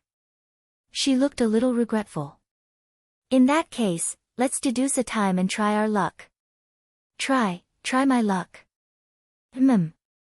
The other party laughed. My luck has always been good. Otherwise, I wouldn't have met His Highness Roland. At this point, her tone suddenly dropped. It's a pity that I'm a few days late. How could that be called good luck? A voice seemed to be shouting in Asia's heart. No matter how you look at it, this luck is unreliable. Not to mention a few days late, even if it's half an hour late, my ability will be meaningless. Oh, will I be able to catch the criminal tomorrow? Well, go to sleep. Nightingale blew out the candle. Darkness suddenly poured in through the window and filled the room. She answered with her head bowed. She climbed into the big bed and instantly felt that she was surrounded by a layer of soft bedding. Oh, God, is this the bed used by the nobles? It's too comfortable. Summer buried her head in the pillow that had no smell and felt the curve of her body slightly sink. Her whole body relaxed and soon, a deep sleepiness came over her. I wonder if the witches living in His Highness Castle can also have such a comfortable bed?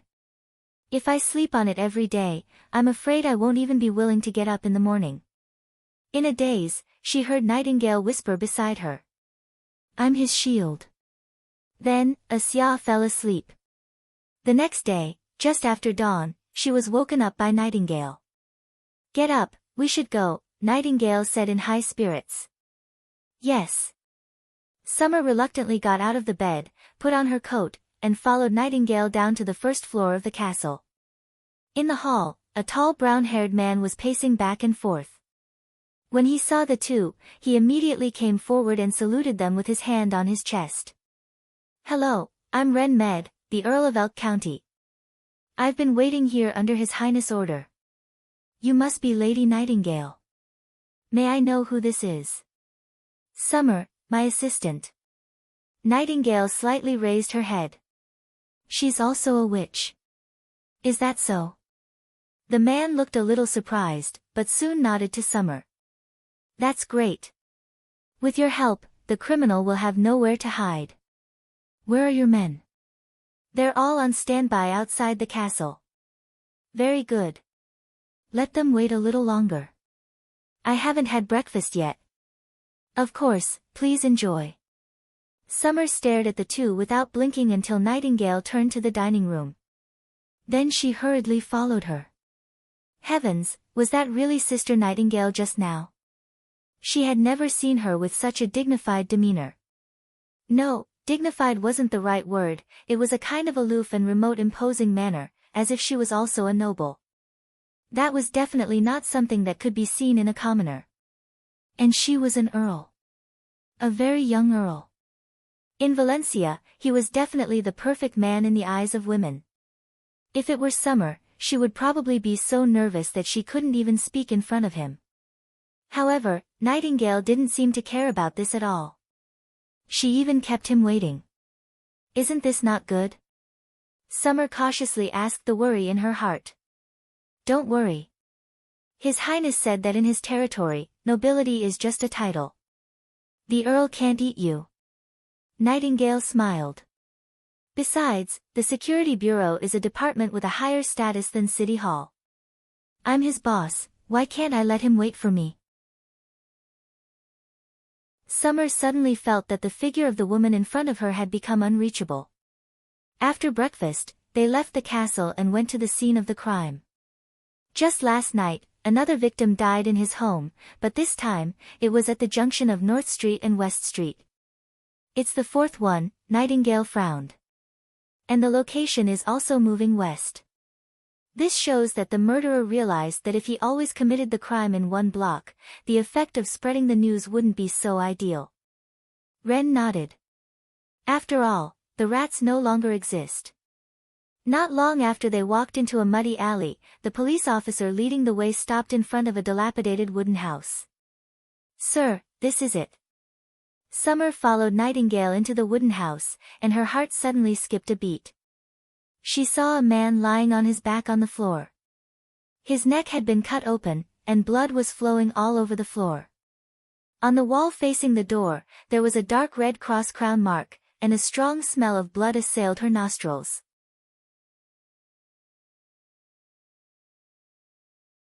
Chapter 491. Is this the first time you've seen such a scene? Ren came over with concern. Go outside and get some fresh air. No. Summer saw that Nightingale had squatted beside the body and was examining the wound calmly. She could still act as if nothing had happened in the face of such a bloody scene. Summer had to hold on and at least not embarrass her. Much better. When was he found? Nightingale turned around and asked.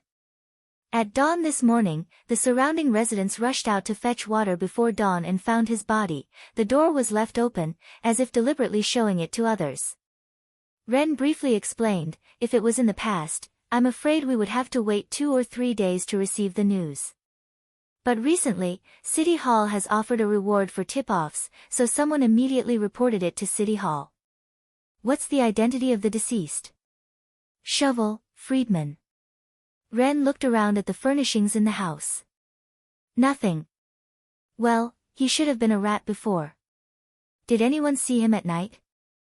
I asked. No. What about the noise? No one heard it. To kill such a big man, there should be some noise. Nightingale frowned. Even if his throat was cut, he wouldn't die immediately. Beating the floor or struggling before death should have caused a lot of noise. Are you sure they're not lying? This shouldn't be. Ren hesitated. After a murder, the residents here are in a panic. Besides, helping the police catch the murderer will give them extra rewards. They have no reason to lie. Well, you call all the people around here, and I'll ask them myself. Anne. Summer. Nightingale looked at her assistant. Yes. The assistant trembled. Go to the castle and call Soroya over. Ah. Okay. Summer hurried out of the door and ran to the castle. For some reason, she felt that Nightingale was beautiful when she gave orders. Her every move revealed a strong self-confidence. No wonder His Highness entrusted her with the responsibility of safety. When they returned to the alley, in addition to Soroya, there were 2 more people beside Asya. How could you not call me for this kind of thing? Lightning flew into the room and shouted, His Highness is so biased. Cuckoo. Maggie followed closely behind. They insisted on coming, Summer said timidly. When I'm not around, shouldn't you protect His Highness Roland? Nightingale raised her eyebrows. This isn't an adventure game. Don't worry, with Sylvie here, no one can easily get close to him, Lightning winked.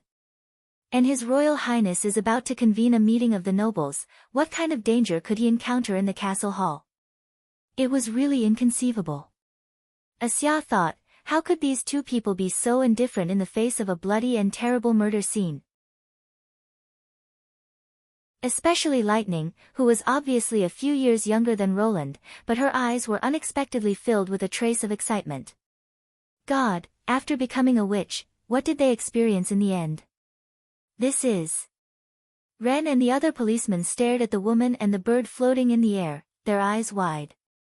They're also witches, Nightingale said grumpily. Anyway, you have to go back before the meeting is over, understand? Oh. Lightning pouted. Did you ask me to come here just to draw this corpse? Soroya was the last to enter the room. Asya noticed that her complexion was not much better than his, so he calmed down a little. No, it's to draw the murderer. Nightingale closed the door and explained the arrest plan to everyone. With the murderer's portrait, we can post it in the square for a reward. This should be the fastest way to find him. The Earl of the Elk family gasped.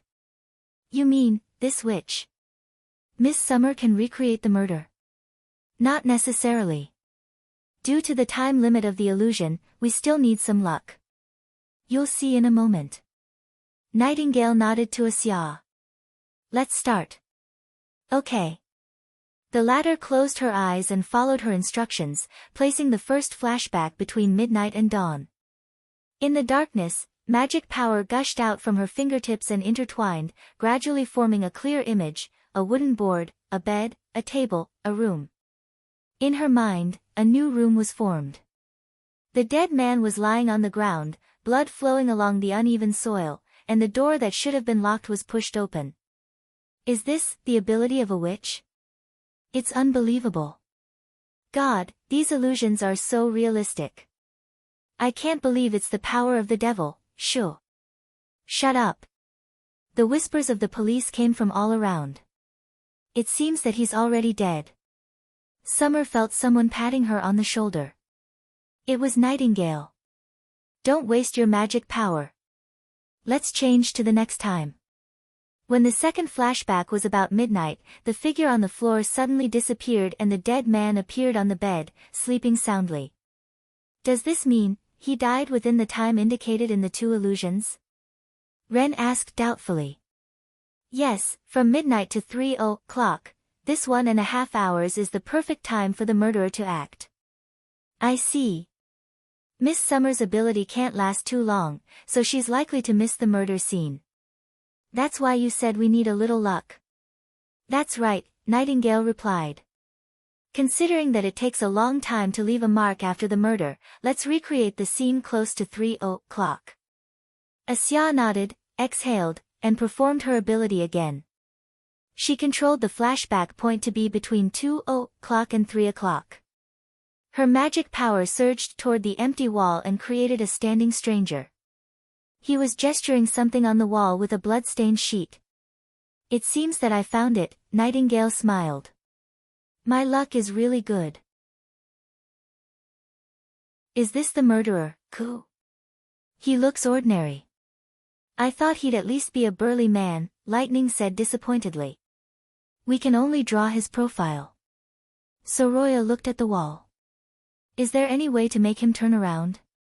Summer, I'll leave it to you, Nightingale ordered. Yes.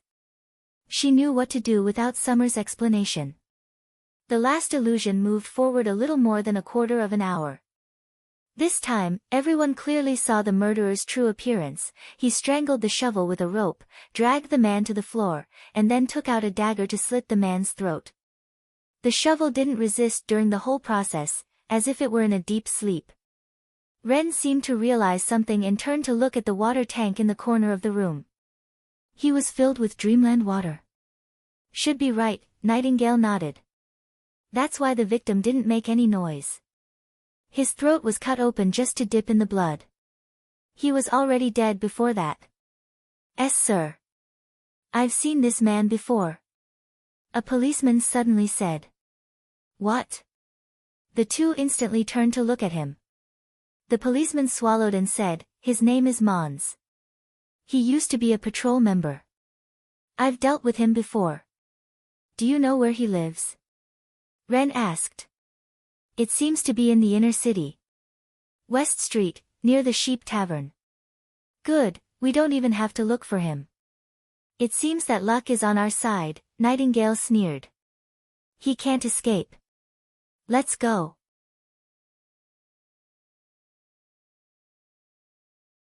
Chapter 492. When they arrived at the Sheep Tavern, they quickly found out the exact location of Mon's residence. I'll go in and check out the situation first. You guys go in from the front door. Summer, keep an eye on Lightning and Maggie. Don't let them in, Nightingale ordered. She then spread out the mist and disappeared in front of everyone. In the world of black and white, the lines that formed the contours of all things twisted. She easily found a non-existent gap in the wall and jumped through it. The furnishings in the house were very simple, not much better than Shovel's house. It seemed that Mons had been living a hard life ever since he lost his job as a patrol member. Everything within her field of vision was clear, which proved that there were no annoying god stones of retaliation nearby. Nightingale quickly found her target in the bedroom. A man was curled up in bed, snoring loudly. His coat cuffs were still stained with blood, hanging around the bed. Nightingale returned to the living room and opened the door. The police swarmed in and pinned Mons, who had just woken up, down on the bed and tied him up.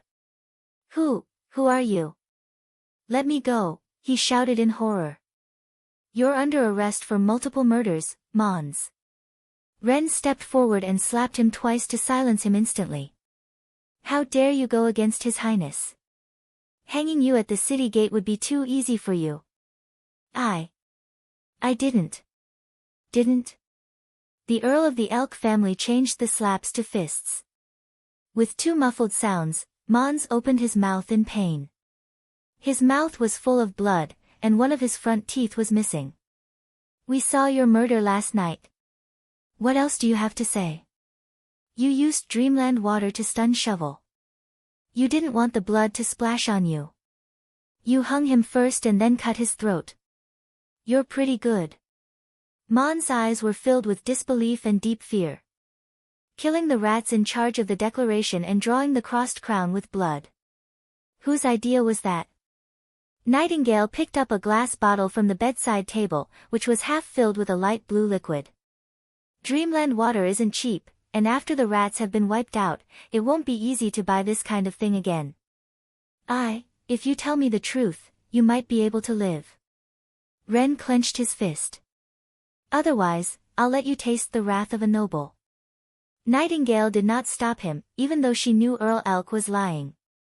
As His Royal Highness had said, the safety of the territory was the most important, and those who destroyed it should be taught a lesson. While Mons was still hesitating, the fist landed on his body again. This time, it was the abdomen and ribs. Ren, who had gone through the knight's training, was very precise in his control of strength. He could inflict unbearable pain on the target without inflicting fatal damage. I was wrong, my lord, please let me go.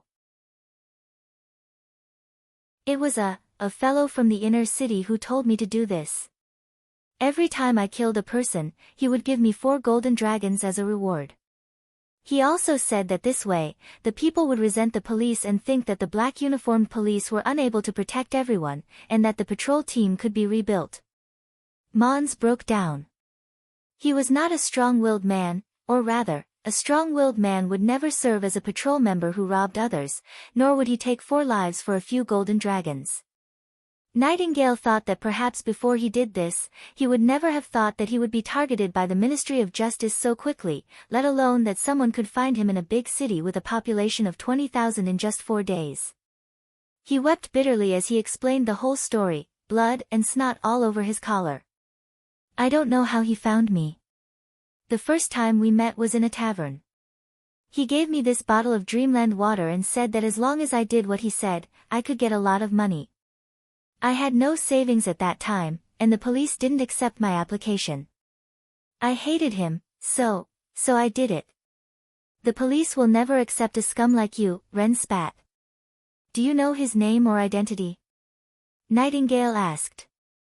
I don't know. You're lying. I really don't know. Nightingale looked at Renee, and the latter immediately understood. He raised his hand and punched a few more times. This lady is a witch, and her ability is to distinguish lies. Lying in front of her, I think you must be tired of living. Don't test our patience. No, my lord, I'm just not sure, Mons screamed. Because he never told me his name or identity. What do you mean by not sure? I also wondered why he was so generous. He didn't look like a noble. 2 days ago, he came in a hurry, and his clothes were a little strange, like a coat on top of a coat. He gasped. And the coat seemed to be a uniform. I also saw a petal-shaped emblem on his collar. A petal-shaped emblem? Nightingale and Ren looked at each other. The emblem of the honeysuckle family? That's why I'm not sure. Everyone knows that the Hull family is the Lord's supporter. How could they secretly oppose Lord Wimbledon? Mons lowered his head and said. Perrault is definitely not that kind of person. Someone else must be playing tricks, Ren said with certainty. Anyway, they meet every day. Why don't we set a trap and let that guy come in? It seemed that this was the only way. Instead of making wild guesses, it was better to capture Mons when he asked for payment. Then everything would be clear. Nightingale nodded, but in her heart, she felt that she had overlooked something. Mons didn't lie, and all the information was true. What's wrong? Sister Nightingale, are you done yet? Lightning shouted outside the door. The meeting is almost over, Coo. We have to go back, Coo. Considering that the arrest would inevitably be violent, she deliberately asked the three of them to stay outside. Hearing the word, meeting, from Maggie, Nightingale's mind went blank. Wait. His Highness is having a meeting with the nobles in the hall to discuss the establishment of the new city hall.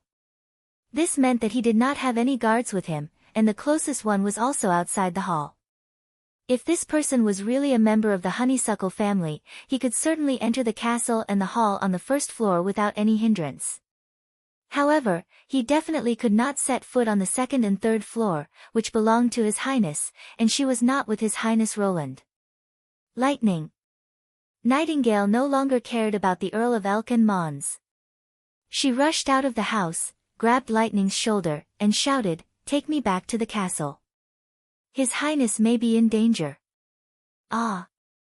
Okay, hold on to me. Although the latter was extremely surprised, she did not ask any more questions. Instead, she directly carried Nightingale on her back and flew straight to the castle district. When carrying a heavy load, Lightning's altitude would be greatly reduced, but she could still maintain a speed of about 100 kilometers per hour. Flying above the street, it would only take her half a minute to reach the destination. Nightingale hoped that she was overthinking, but the more she thought about it, the more frightened she became. The murders started 3 days ago, which happened to be the day when Perrault's letter for help arrived in the border area. If the real purpose of the murderer was to use these cases to attract everyone's attention and lead her away from Roland, it would be terrible.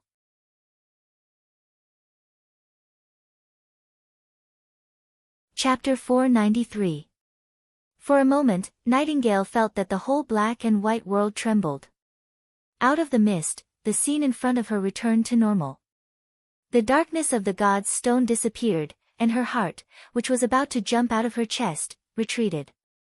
The man on the ground was not Roland, but a guard whom she had never seen before.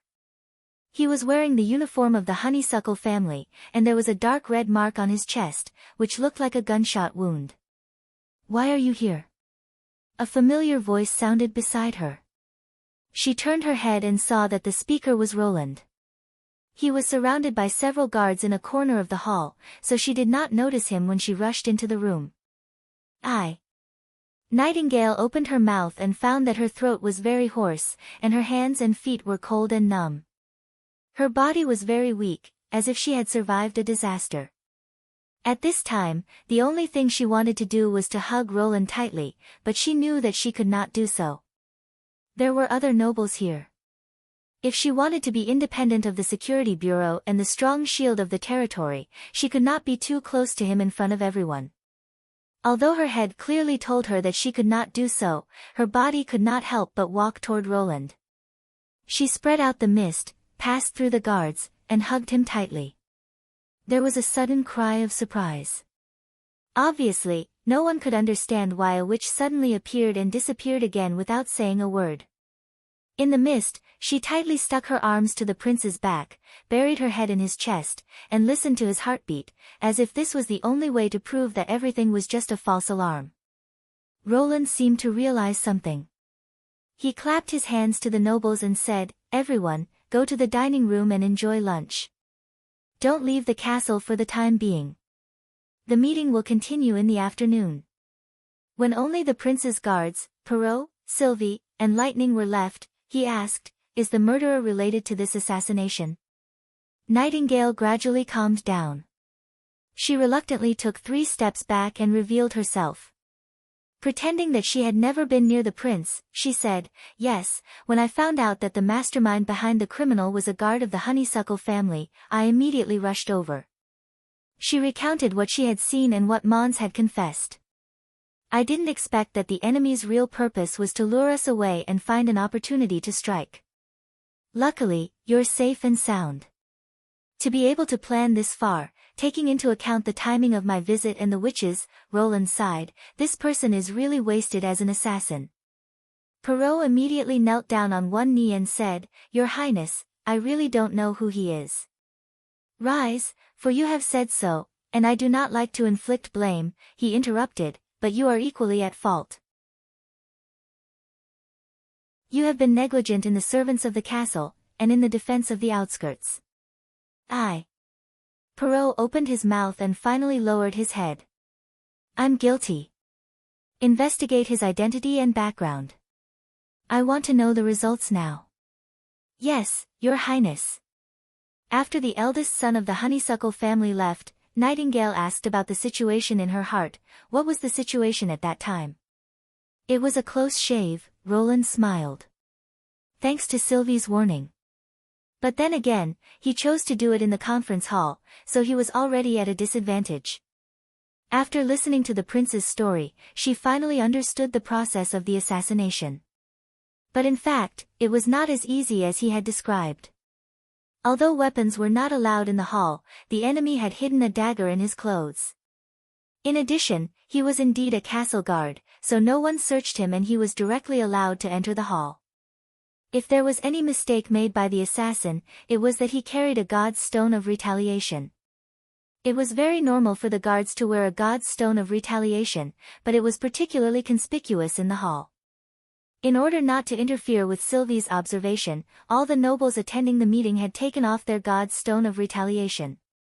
The sudden appearance of a black hole made Sylvie notice him. When he walked towards His Highness, Sylvie immediately warned him. Although Roland said the following scene in a very relaxed manner, Nightingale still broke out in a cold sweat. The hall was about 20 meters long and wide. From the time the enemy heard the warning and started to run to the long table, only a few breaths of time had passed. His Highness had just pulled out his revolver and removed the safety when the dagger had already pierced his body. The place that was hit was the back of the waist. Nightingale, who had experienced assassination training, naturally knew that compared to the chest and the head, the waist was extremely difficult to defend. Once it was injured, the severe pain could immediately make the target lose the ability to resist, and the next step would probably be to cut the blood vessels in the neck. Fortunately, His Highness Roland was wearing a protective suit specially made by Soroya, so the dagger could not penetrate the coating and could not stop his next move. The gun was fired almost at the assassin's body, and the loud roar made the scene a mess. 2 12mm bullets directly took away the enemy's life. Nightingale knew how thrilling the process was. If His Highness had not removed the safety in a panic, and if the gun had not been fired smoothly, the consequences would have been unimaginable. She turned her head and glared at Lightning. Lightning immediately lowered her head and looked like she was admitting her mistake. "Your Highness, I've found out the truth." Perrault walked into the hall again. "His name is Shio. He's not a native of the western region, but he used to be a castle guard for Duke Ryan." "Duke Ryan?" Roland frowned. "Why did you choose such a person as a guard?" "He's just an ordinary guard. At that time, every family lost a lot of men, so I chose those who had little to do with the Duke. This has always been Stronghold's practice," Perrault said. "I don't think it's possible that he carried out the assassination to avenge the Duke." "He's not lying," Nightingale thought. After the fall of a great noble, apart from the subordinates who had been enfeoffed with lands and titles, the rest of the people were also resources in the eyes of the other nobles. For those who were divided, it was just like a change of master. Since the Honeysuckle family had surrendered to His Highness Roland a long time ago, and Stronghold had always been managed by Perrault, this group of people had not been investigated. "How many people with such backgrounds are there?" Roland asked. You've also used people from the Wild Rose, Maple Leaf, and Wolf families? Only 3 or 4 outside the castle. Perrault nodded. The servants, subjects, and serfs of the other 3 families were assigned to the Honeysuckle family and the Elk family. I promise they won't appear in Stronghold. Well, I don't care about those people, but in the castle area, even the guards on the periphery must be chosen from your family. Do you understand? As for the guards in the castle, I'll arrange them myself. Yes, Your Highness.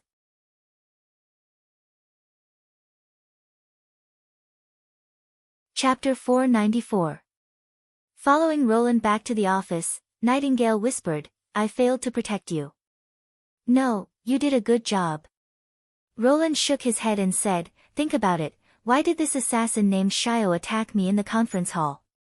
Because he knew that I was protected by a witch, and this witch was extremely powerful. If he didn't transfer her away, he would have no chance at all. The more arrangements he made, the more flaws he had, so in the end, he could only attack with a small dagger. But he almost succeeded. It can't be considered a success if he didn't kill me on the spot, and your existence limited this possibility. He smiled. If not for you, what would he have done? He would have waited patiently for an opportunity to launch a fatal attack.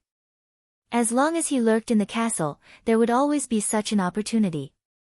So, you have protected me very well. In fact, the safer the territory is, the safer I am. This is not comforting. Nightingale thought, His Highness really thinks so. This made her feel a surge of warmth in her heart, and the original uneasiness of self-blame dissipated. I understand, but you can't let go of Lightning and Maggie this time. What about them?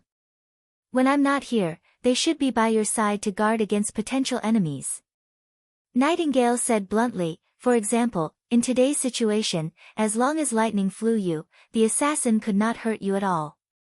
She's just more lively. No. If Vendi and Scroll were here, they would definitely agree with me. If I don't let them feel that they are wrong, what if something really happens next time? Well.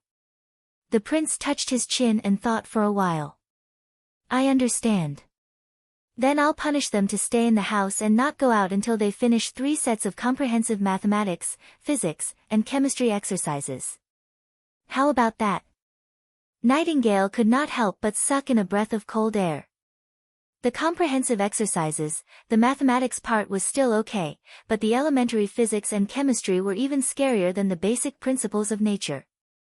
Just looking at the first page was enough to make people sleepy, especially those weird formulas and diagrams, which were no different from the spells in legendary stories. If it were her, she would probably never be able to go out. But thinking that it was his suggestion, he couldn't take it back, so he made up his mind and nodded. In this way, they should realize their mistake. The afternoon meeting continued. Nightingale guarded behind Roland until dusk. The general framework of the second-level City Hall and the first-generation candidates were finally decided. Perrault Hull was appointed as the chief executive officer of the Longsong area. In addition to managing the City Hall, he was also the Minister of Finance. His father, Earl Hull, was the Minister of Construction. He was the biggest winner among the nobles in Stronghold. Even Nightingale sighed inwardly. His Royal Highness really did not blame the Honeysuckle family for the assassination. This could be considered as an extremely fair and benevolent performance among the lords. As for the heads of other departments, some outstanding nobles were appointed. They used to be baron or knight and were not qualified to participate in high-level government affairs. They were very excited about His Royal Highness' appointment and expressed their willingness to serve His Royal Highness for the rest of their lives. Although it sounded like the truth, Nightingale knew that once the situation changed and Timothy and the church overwhelmed the western region, they were likely to forget their vows. Before the meeting was adjourned, His Royal Highness emphasized 2 employment principles. The department could use family manpower, but the proportion should not exceed 30%. At the same time, the files should be sent to the Superior City Hall for filing. The other point was that regardless of whether or not family manpower was used, the salary would be paid by the City Hall. Anyone who violated this rule would be punished as a criminal. Nightingale was not interested in these contents and kept yawning. She only cheered up when she saw Maggie fly into Longsong Castle with Earl Spear on her back. After the dinner, they followed Earl Elk to Shio's residence. It was an ordinary bungalow in the castle district. The room was so clean that not even a piece of paper was left. Obviously, Shio was prepared and had destroyed all evidence before the operation. Shio needs to stay in the castle district during the day, so we only need to reproduce what happened at night, the prince told Summer. I need to check everything he did from the time he contacted the former patrol member, Mons, to today in this room. I want every scene. Countess Spear summoned a magic channel and connected Maggie and Summer together. Summer, who had temporarily gained enough magic power, began to retrace the details of every night. Shio seemed to come back to life. Sometimes he sat by the fireplace, meditating, and sometimes he wrote something on a piece of paper. Soroya recorded all of this. On the fourth day, he sat by the fireplace as usual, but this time there was an emblem in his hand. Wait. I think I've seen this thing before. Roland's voice sounded a little surprised. Draw it and let me see. The emblem was quickly drawn on the paper with a magic pen. It was about the size of a thumb and was a round gem polished into the shape of a button. Both sides were engraved with the standard symbol of a tower and a spear, which was a typical royal emblem. Is he Timothy's man? Nightingale couldn't help asking. Roland frowned and said nothing, as if he was thinking about something. After a long time, he shook his head slightly. No, this is a token of Wimbledon 3. You mean, your father? Ren asked in surprise. Isn't the king already under the control of Prince Gerald? Perrault was also surprised. When I was a child, I saw this emblem on the desk of Wimbledon 3 and asked him what it was. He said that each gem represented a warrior loyal to the royal family, and the more gems there were, the more stable the throne of Wimbledon would be. Her Highness sighed. It seems that Shio is the secret pawn the king placed beside Duke Ryan to monitor the movements of the entire western region. Then why did he attack you? Ren was puzzled. Maybe Timothy found the list of gems and passed down the assassination order. For them, the emblem means everything. No matter what order it is, they will carry it out. I see. Nightingale looked at the assassin formed by the magic illusion. He stared at the emblem for a long time and finally threw the gem into the fireplace. He looked a little disappointed, but at the same time relaxed. Perhaps in Shio's eyes, this order also meant freedom. However, after figuring out the reason, Roland didn't show a relaxed expression. Instead, he looked at the fireplace with a solemn expression and didn't look away for a long time. Late at night, after Summer fell asleep, Nightingale quietly sneaked into Roland's room. Ever since she was scolded by Vendi, she hadn't done so again.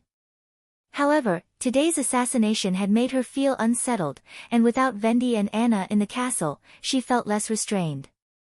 Looking at the sleeping Roland Wimbledon, she slipped out of the mist and quietly walked to the bedside. She leaned over and kissed his forehead.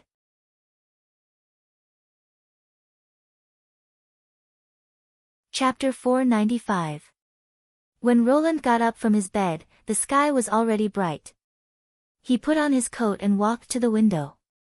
The white buildings had revealed their respective colors. The red tiles and gray walls mixed together to form a vibrant mix of colors. Although it was still very cold indoors, facing the sun, he could feel a little warmth. The ground had turned into snow. He walked into the office that had been transformed from a study. Today's breakfast was on the table, a fried egg, 2 pancakes, and a cup of hot water. Just like in the small town, Nightingale had obviously prepared it for him. Thank you, Roland said to the empty recliner. How did you know I was here? Nightingale's figure gradually emerged. You wouldn't sit if you could lie down. He smiled and put the egg between the 2 pancakes and brought it to his mouth. And the back of the chair is sunken. It would be strange if I didn't know. No, I also like to sit. She flashed and appeared directly beside the desk. She turned over and sat on the edge of the table. For example, here. This set of movements is so smooth that I can never get tired of watching it, Roland thought. Especially the process of escaping into the fog and then coming out in a flash. It was like a space jump. You seem to be in a good mood. Did you have a good dream? She raised her eyebrows. Well, it was a good dream. That's good. Roland swallowed the egg burger in a few bites. Today you have to follow me. Because of the assassination? Yes. He became serious. If the gem list was really used by Timothy, there may be other hidden pawns in the western region, and we can't check everyone. These loyal and resourceful people of the royal family should not be wasted on assassinations. They could have been placed in more promising positions to display their abilities. Thinking of this, Roland further strengthened his determination to eradicate Timothy's forces as soon as possible. As you wish, Your Highness. Nightingale smiled. Where are we going today? The mine and the salt well. This is also one of the main reasons I came here. After summoning Perrault and the relevant personnel to the castle, the inspection team marched out of the city. Although Roland was more interested in the iron mines of the Maple Leaf and the Wild Rose families, the gem trade was the pillar industry of the Longsong area and it was the closest to the stronghold. Therefore, the first stop of his inspection was the famous five-colored gem mine. Because of the melting snow, the ground had become extremely muddy. Carriages were unable to pass through, so the group could only slowly travel on horseback. It took them half the morning to reach the edge of the impassable mountain range. Roland was once again convinced of the truth that if one wanted to be rich, one had to build roads first. There was not even a single hard surface that led to the mining area. Once it rained, it would be impossible to transport the ore, no matter how high the output was. The mineral vein was located in a natural cave. After passing through a short narrow passage, the interior suddenly became wide and spacious. Nearly 100 rosin torches could only illuminate the interior of the cave. Roland looked up and asked, "Is this cave formed naturally?" "Yes, Your Royal Highness," Petrov nodded. Rumor has it that it was discovered by accident. Originally, there was a smooth rock wall here, but more than 300 years ago, there was an earthquake, and the rock wall collapsed, revealing the current cave entrance. At first, the local hunters only used this place as a shelter from the rain. Later, as they explored deeper, they discovered the five-colored gem. "You know it very well," Roland said with a smile. "These stories are well known in the western region." Perrault beckoned a man to come closer. "His name is Denver Crane, and he's the manager of this mine. You can ask him about the details." "Are you Duke Ryan's man?" "No, Your Highness, the Crane family doesn't belong to any lord." The man called Denver bowed. He was about 30 years old, but he spoke like a calm old man. "We've lived around this mine for generations. The hunter who discovered it was also one of our ancestors. Our family has served 3 dukes, and we've drawn maps of the mine that are as tall as a person. No one knows the mine like the back of their hand." Roland could see that he was very proud of his knowledge. Even in front of the Prince of Greycastle, he could still speak with assurance. Moreover, his steady temperament was particularly outstanding. Coupled with his fitting black uniform, he looked like an old butler of a 1,000-year-old family in the movies. Since this group of people had passed Nightingale's inspection before they set out, Roland was not worried that he was a spy. "Why is there no one mining in the mine now?" "Because the months of demons have just ended, Your Highness," Denver answered without hesitation. "The snow in the mountains melts and flows into the mountains. Although there are drainage ditches and catchment wells in the mine, the speed of collecting water is much faster than people carrying it. The vein at the bottom of the mine is temporarily inaccessible. According to previous practices, normal mining can only be done in the summer. Is it the same for the iron mines in the territories of Maple Leaf and Wild Rose?" "I've never been there, but I heard that the iron mines of the 2 families are located on higher ground. The mine tunnels extend upward, which is much better than here.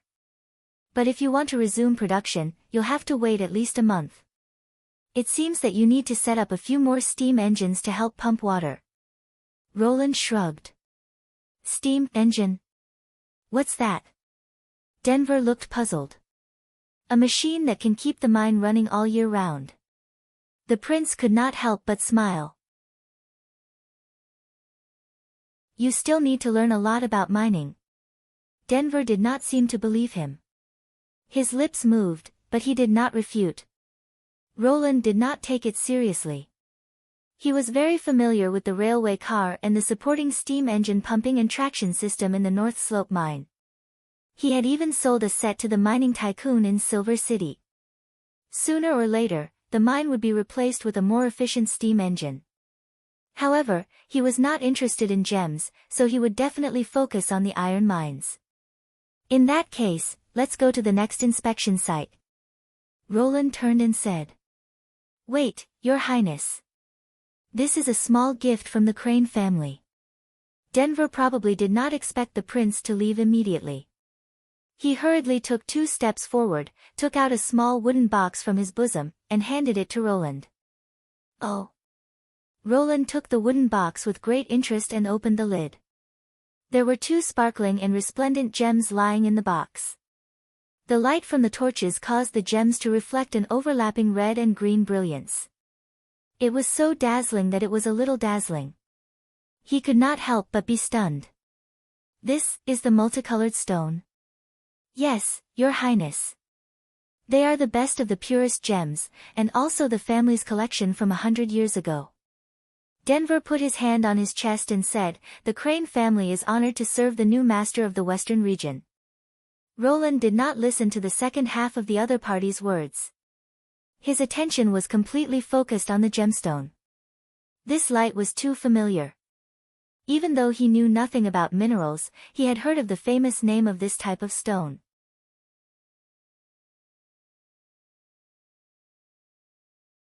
Chapter 496. When the diaspora reached the gemstone grade, it would refract a brilliant light due to its extremely high fiery color. At the same time, it had a very strong multicolor property. Unlike other color-changing gemstones that could change from one color to another, it could refract multiple colors at the same time. The most obvious one was the mixture of red and green. It was no wonder that the locals gave it the name of multicolored. When Barav introduced it to him, Roland immediately thought of this stone when he saw it with his own eyes. In addition, when diaspora lost water, it would turn into corundum. The gemstone level of corundum was the famous ruby and sapphire. Compared with the former, the latter was more famous. But what excited him was not the gemstone itself. After a long time, the prince closed the wooden box and asked excitedly, What about the residues dug out from the mine? You mean, the gravel dug out from the mine? Yes, not just the stones, but also the mud. How did you dispose of the waste? They were all dumped at the foot of the mountain after they were shipped out. Denver did not seem to understand the meaning of the prince's question. Your Highness, please rest assured. We have carefully screened these ores. They are either of poor quality, or they were broken during the mining process and can no longer be polished into gemstones. The most experienced veterans in the family were in charge of the screening process. It was impossible to miss anything. You're wrong. Roland shook his head with a smile. Those things are probably the real treasures. What? Denver was stunned, and the others looked quite surprised as well. It seemed that they could not associate mud with treasures. But he could not explain it, because in this era, it was difficult to even make steel, let alone refine aluminum. The main component of diaspora was alumina, and it was also an associated product of bauxite. The discovery of diaspora probably meant that this place was rich in aluminum, and the soil and rocks could be used as raw materials to refine aluminum. As the most abundant metal element in the earth, aluminum was more abundant than iron and could be found almost everywhere. In other words, Lucia could also decompose a small amount of aluminum from a random stone dug out of the ground. It was just that it was not cost-effective to use it for industrial refining. Therefore, only places rich in aluminum could be mined. For example, the cave in front of them. Roland called Perrault aside and asked in a low voice, "How has the Crane family managed the gemstone mine for the past 200 years? What I mean is, how did the previous lords pay them? I've checked the accounts left behind by Osmond Ryan.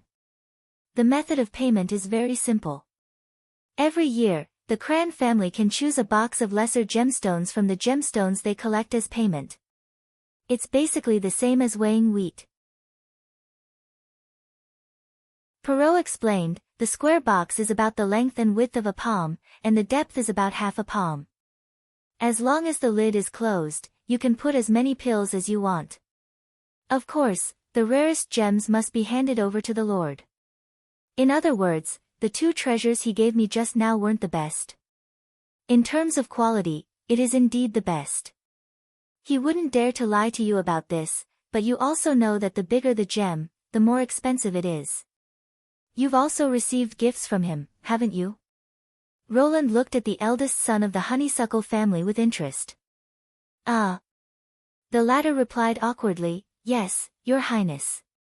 I'll give the gemstones to you when I return." "Keep them, I don't care about that," the prince said carelessly.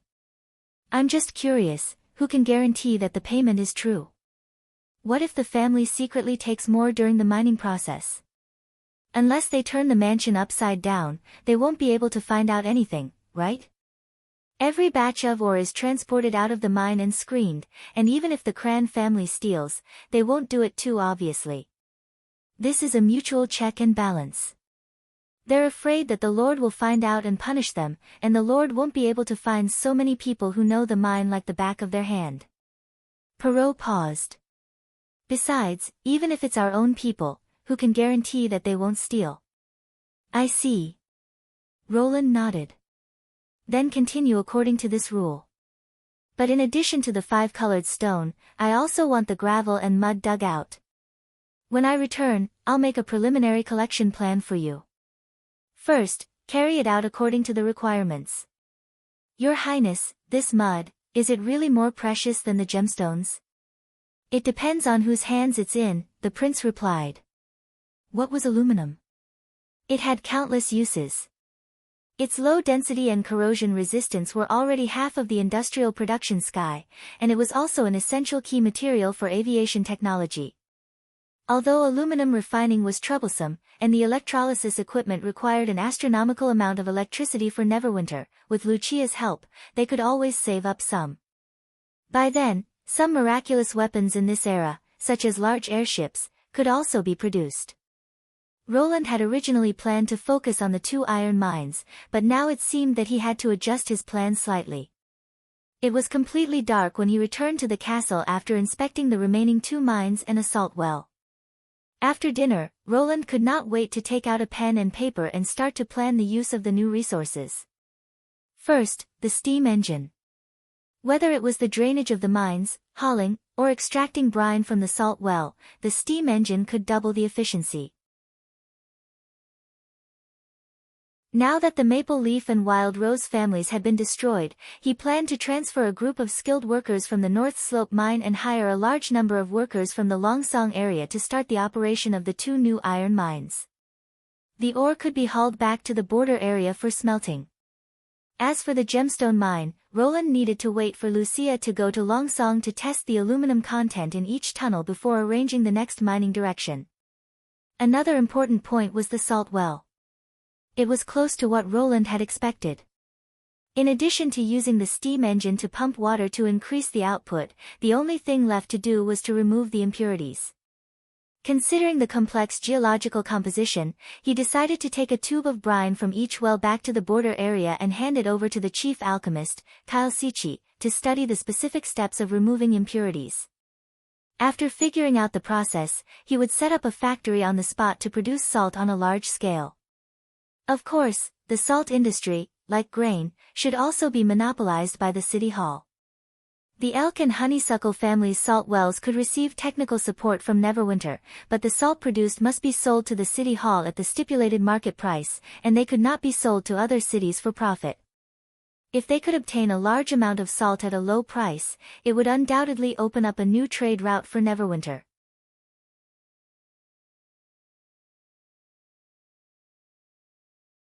Chapter 497. The charming beauty slowly approached the dock. When Tilly walked out of the cabin, she saw that the dock was already full of witches waiting to welcome her. "Lady Tilly, you're finally back." With the help of the magic servant, Molly was the first to rush up to her.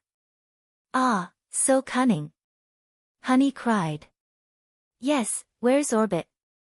Hurry up and open the door so that we can go in too," Shadow shouted. "Stop it, my ability is not for you to harass Lady Tilly." The crowd immediately burst into laughter. Looking at the sincere smiles on everyone's faces, Tilly felt that the depression in her heart over the past few days had dissipated quite a bit. No matter what, this was her home, a country built by witches. Walking on the dock, Camilla Derry came up to her and said, "You were gone for so long, I was worried that you wouldn't come back." "Of course not," Tilly said with a smile, "I just didn't expect that the months of demons would last so long." "How's the sleeping island?"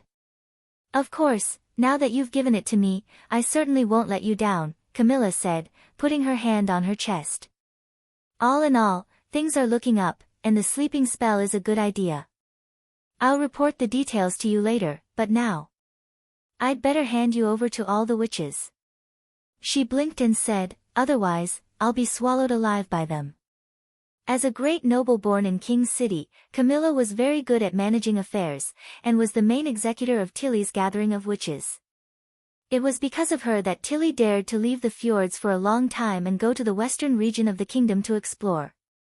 She shook her head helplessly and walked past the chief butler of Sleeping Island.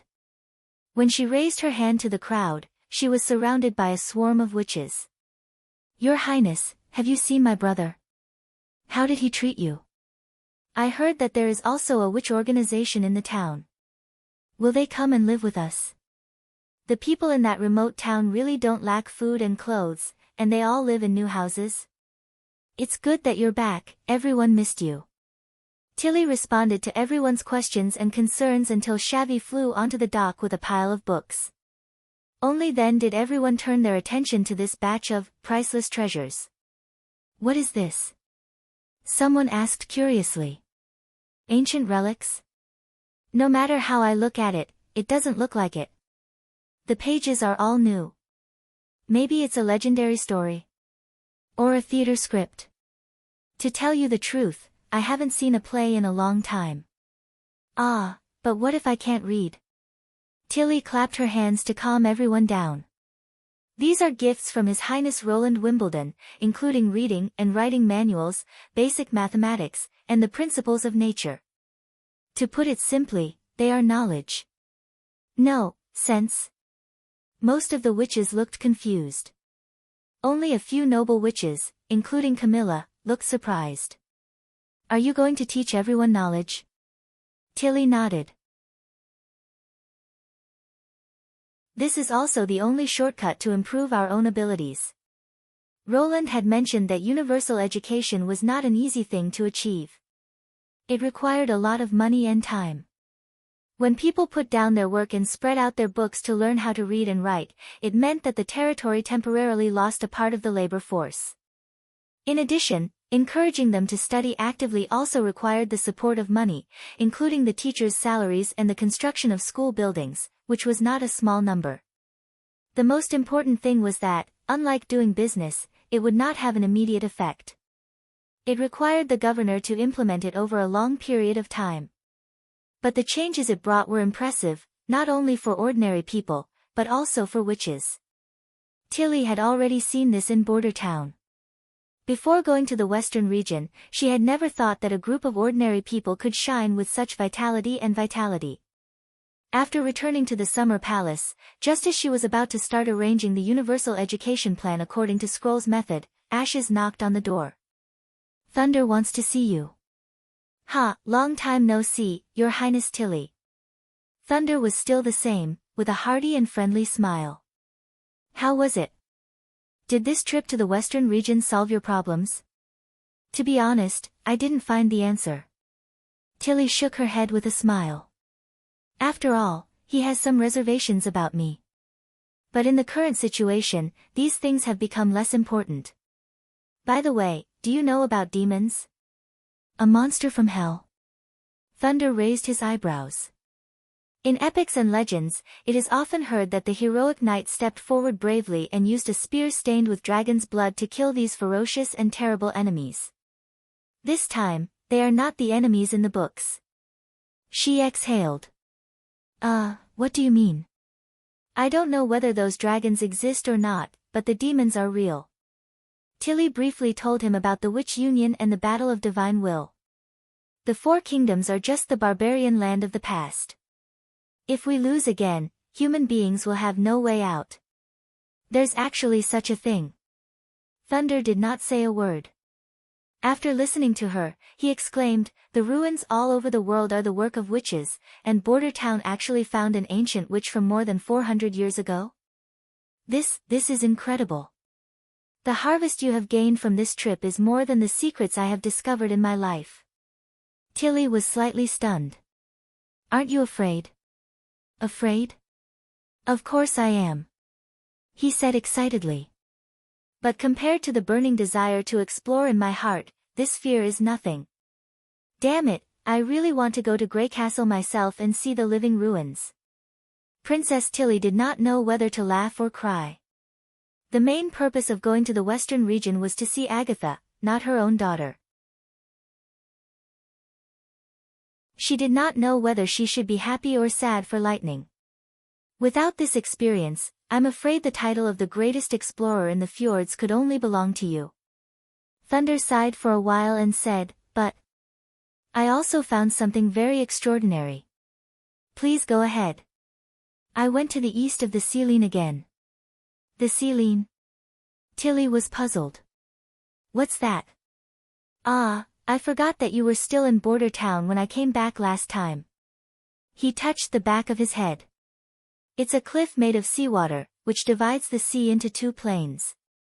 However, ships can travel freely on it, just like a spider climbing a wall. What? That's impossible. I had the same reaction when I first saw it, but the Celine does exist. Thunder said proudly, what's more incredible is that I drove Courage over the Celine and was lucky enough to witness the whole process of a high tide. If I hadn't seen it with my own eyes, I would never have imagined how spectacular the scene was. The seawater gradually flowed faster and faster, and finally rushed to the lowest point of the cliff. If it weren't for Molly's servants protecting the ship, I'm afraid Courage would have been broken on the spot. I turned the wheel to steer the ship straight in the direction of the seawater. Plus, there was a strong wind at that time, so the two maintained a very delicate balance. Courage couldn't go any further, but it also wouldn't be swept off the cliff by the current. He paused here, as if he was recalling the excitement at that time. Of course, the Celine is not a real cliff. We've all seen what a waterfall looks like. The straight curtain of water, the splash of water, and the roar of the water. But there, except for the flowing seawater, there was nothing. I knew that even if Courage was pushed off the Celine, it would just be the same as the process of climbing up, returning to the side of the lower terrain. And then? Tilly asked eagerly.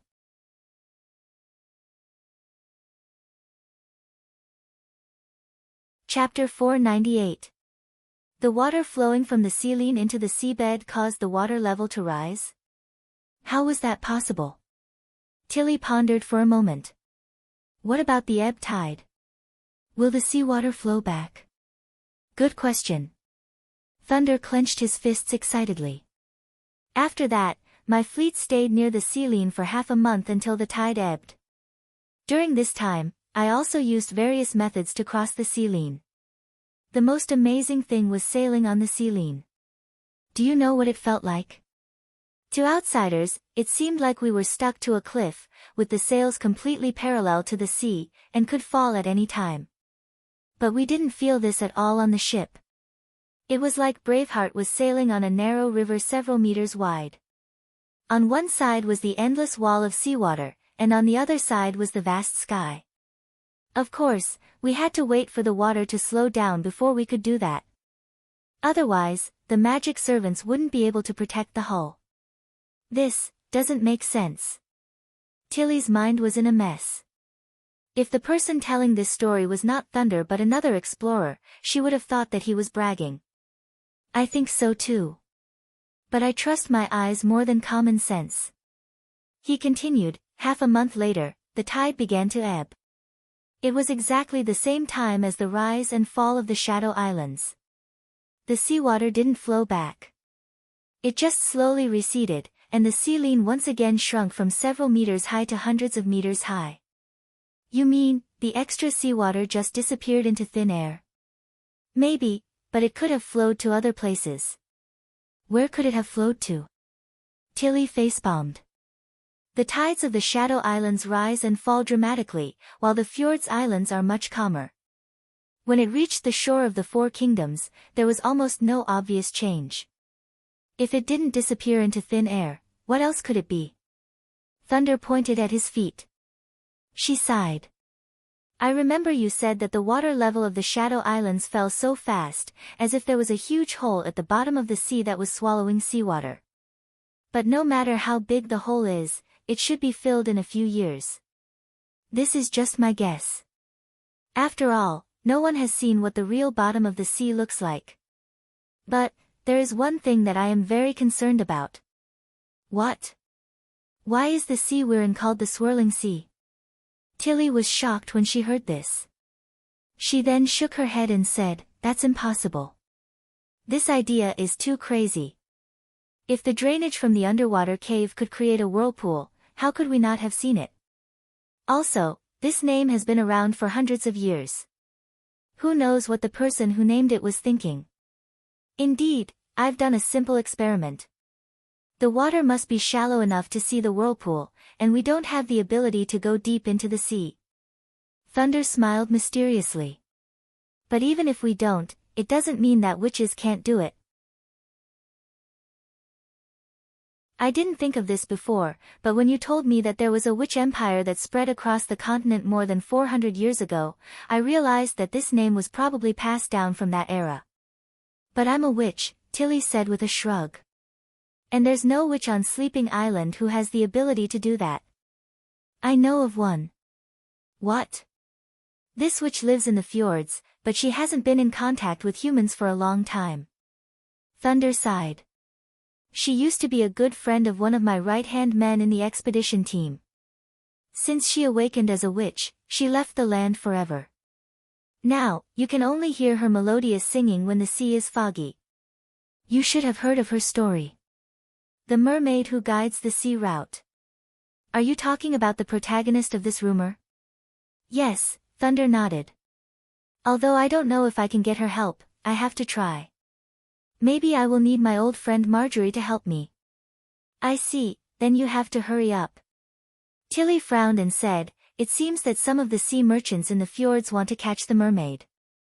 A month ago, Sleeping Spell received several commissions to hire witches to catch the mermaid. Honey specially sent a messenger to ask me, but I rejected it. Her singing is regarded as a symbol of good luck and safety by all the sailors and explorers in the fjords. These merchants are simply crazy. Thunder asked in a deep voice, Can you tell me who they are? Sleeping Spell shouldn't reveal the identity of its customers, but... Tilly sketched a few names in the air. You saw it yourself. Since the other party was a witch, as the leader of Sleeping Island, she couldn't just sit back and do nothing. Yes, he raised the corner of his mouth. They will get what they deserve. They smiled at each other, and then Thunder said, This time I came to you, in addition to the new exploration commission, I also need your help with something. Go ahead. Well, after I came back, I heard that Crescent Moon Bay has introduced a new kind of ship, which can sail without relying on the wind, and its speed is much faster than a sailboat. I asked someone to inquire about it in detail, and learned that this kind of ship is actually made in Border Town. Thunder said frankly, If I want to continue to explore above the waterline, I need a bigger and faster ship, otherwise, when the wind is not good, I can only be pushed against the current. He took out a letter from his bosom. Money is not a problem, the faster the ship, the better. Can you help me give this order letter to him? Tilly quickly understood the meaning of his words. You don't want Lightning to know? Thunder said helplessly, if she knows, she will definitely insist on going with me. No one knows what is above the waterline, I can't take her risk. But she was already a qualified explorer. She was the one who discovered the ruins of the stone tower hidden in the depths of the concealing forest. Tilly thought so, and finally nodded. I understand. I'll help you contact Roland Wimbledon for the time being.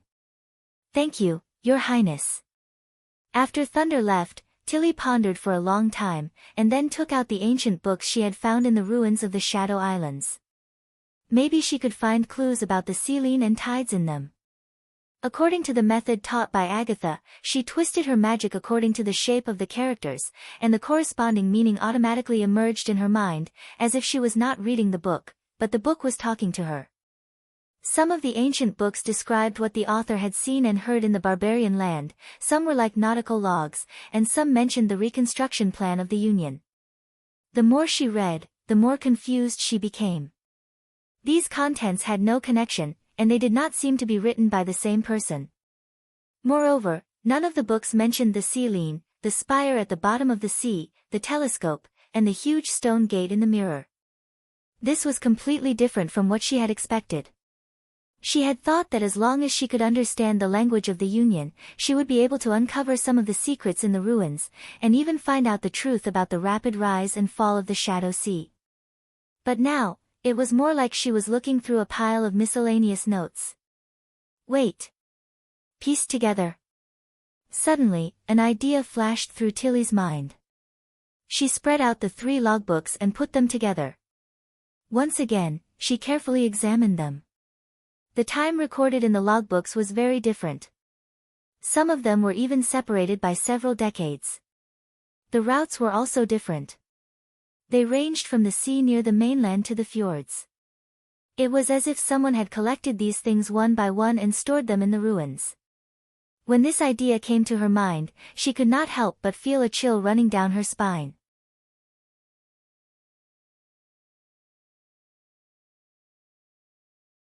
Chapter 499. At the dock of the Longsong district in Neverwinter. 2 cement boats were docked on the shore. Workers were unloading burlap bags one by one. The newly appointed official of the Ministry of Agriculture was counting the number. The whole dock was in full swing.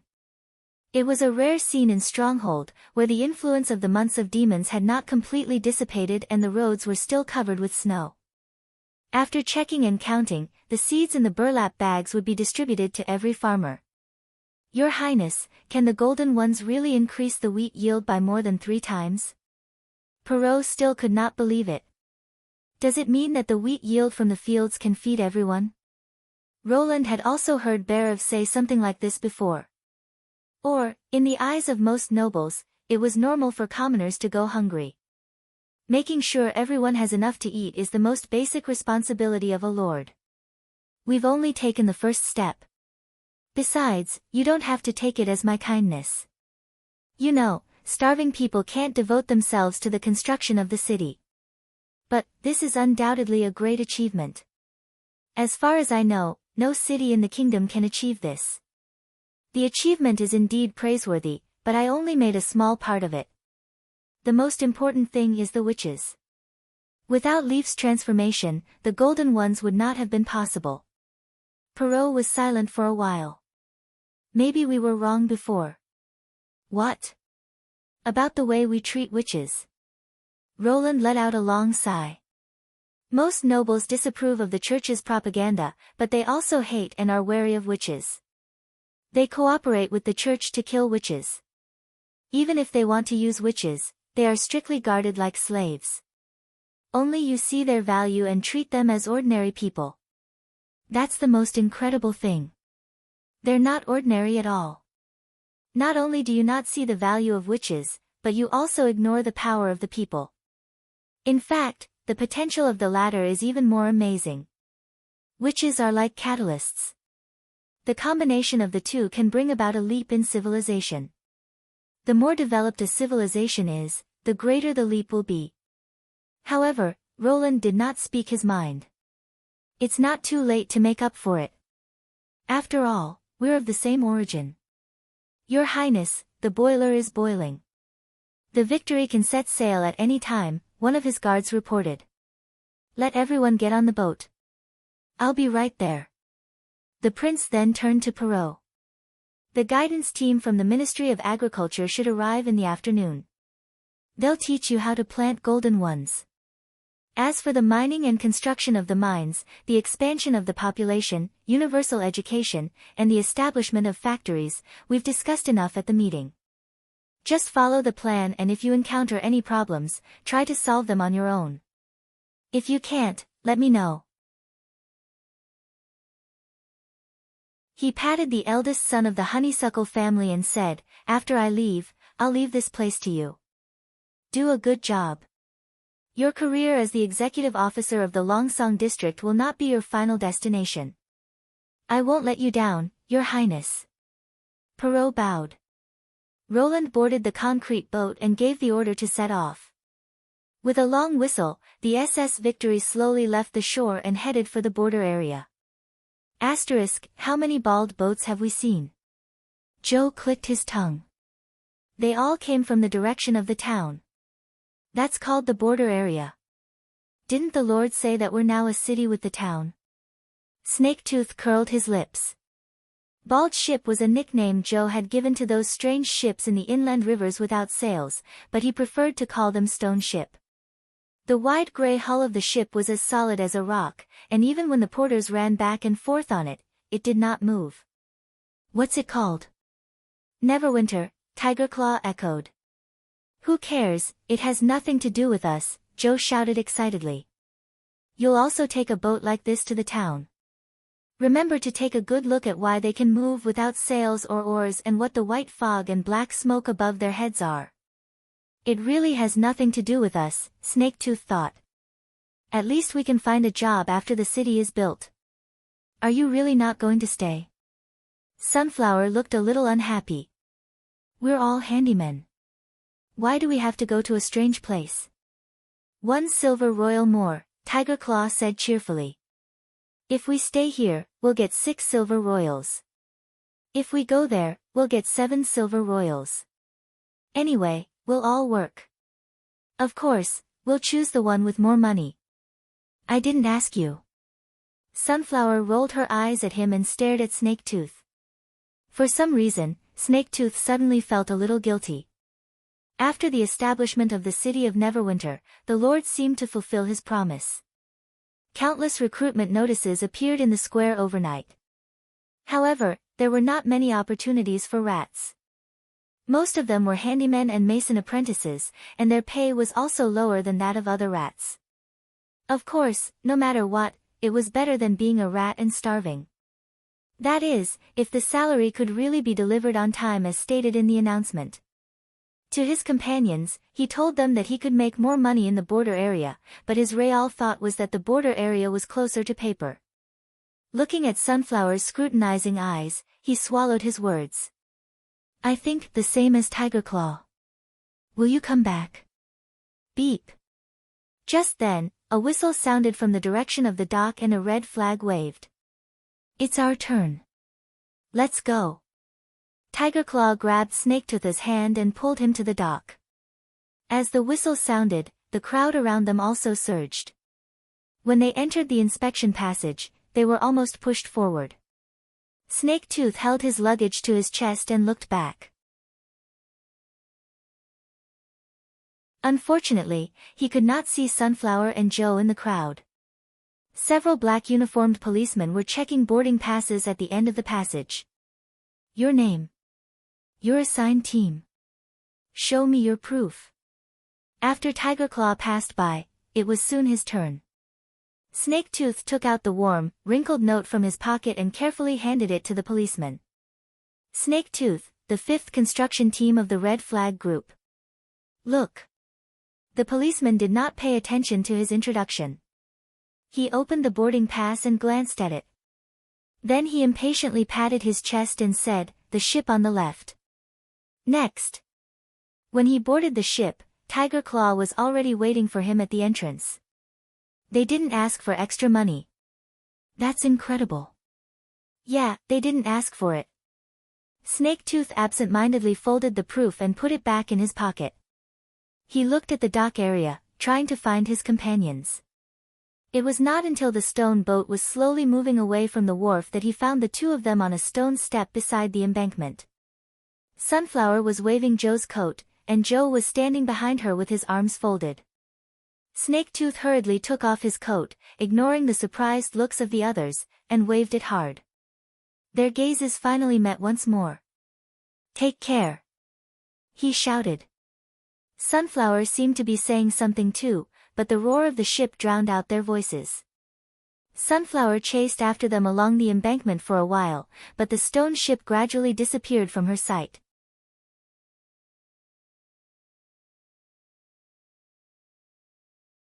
Chapter 500. A genius in a second to remember love. The internet provides you with wonderful novels to read. After spending a whole day on the way back to the border area, Roland felt sore all over. He went to bed early after washing up and did not feel refreshed until noon the next day. It seemed that he needed a soundproof cabin and soft reclining chairs on his ship. It would be even better if there was a spacious bed. Otherwise, it would be a double torture to sit on a trembling hard chair and listen to the roar of the steam engine. The first thing Roland did when he walked into his office was to summon Bear of Mons and Senadali, the Minister of Agriculture. There was only 1 week left before the spring offensive. Since Iron Axe was confident in the army, Roland was very reassured. Therefore, the most important thing was to focus on the agricultural production and spring sowing. After all, only when they had food in their hands could they not panic. "I've seen the seeds being transported to the Longsong Pier. As long as we have golden ones, this year's harvest won't be too bad, but the border area is the focus. We're an example, a proof, and an example for everyone to see." Roland knocked on the table and said, "So, how's the spring plowing going?" "Who can tell me?" "Your Highness, the current situation is like this." Barav was the first to speak. Among the first batch of promoted serfs, only 30% are willing to continue farming. Including the newly recruited serfs, the total agricultural population is about 10,000. Based on the average wheat yield last year, the grain produced by these 10,000 people should be able to feed 40,000 to 50,000 people. He paused and added, "When I say feed, I'm calculating according to the wheat purchase limit for official residents, which is much more than the daily consumption of civilians in other cities. If you only want to keep them from starving to death, you can add another 20,000. That's about it, Your Highness." Sirius continued, "However, the above conclusions are based on the statistics from the year before last by the Ministry of Agriculture. This year, about half of the serfs, mainly the new batch, will use the Golden Twos modified by Lady Leaf. To be honest, if I hadn't seen it with my own eyes, I wouldn't have believed that wheat stalks could grow so many years.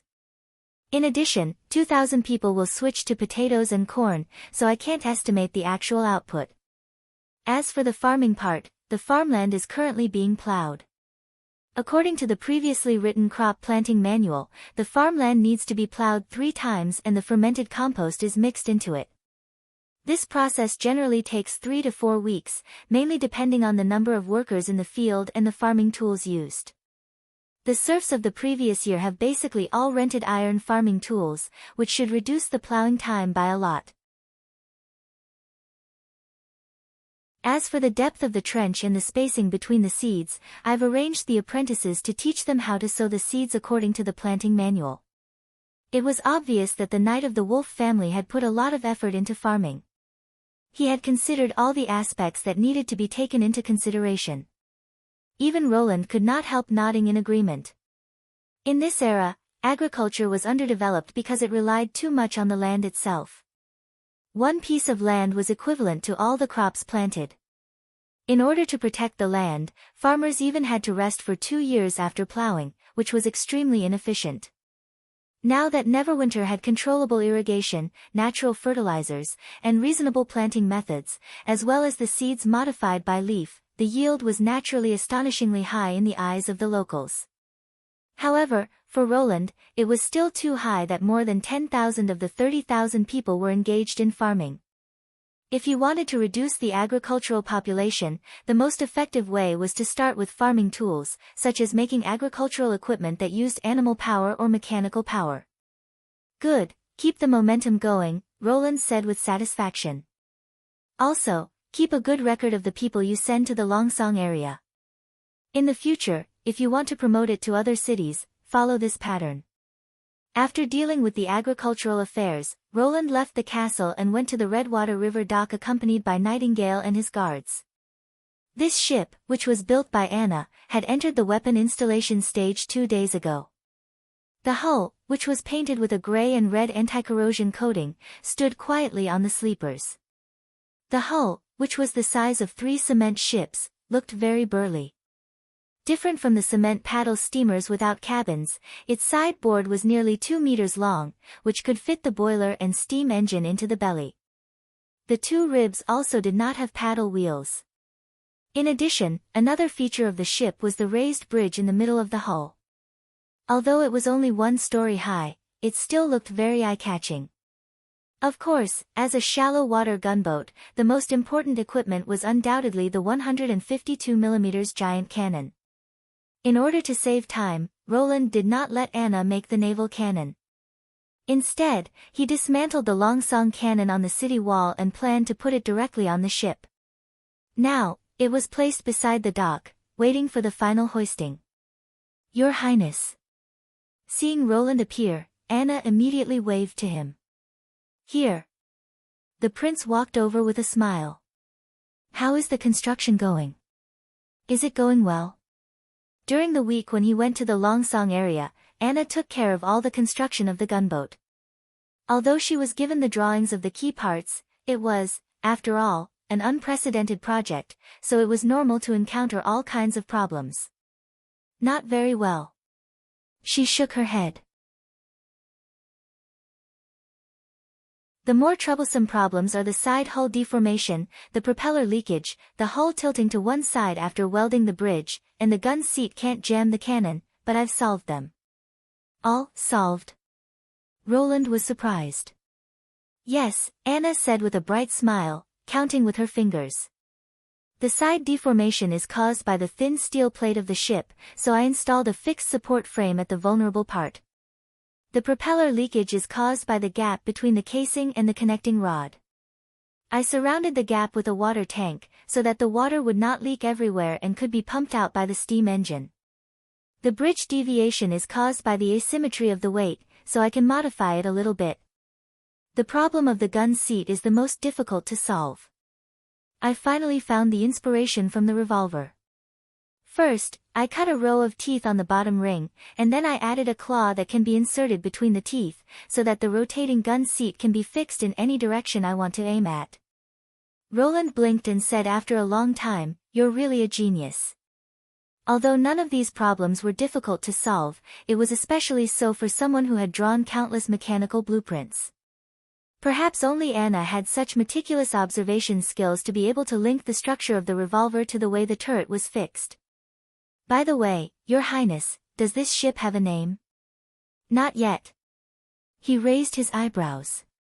"Why?" "The soldiers of the First Army come to see it every few days, and they even fight to carve their names on the bridge." Anna chuckled. "They say you promised that the best gunner can have a ship named after him."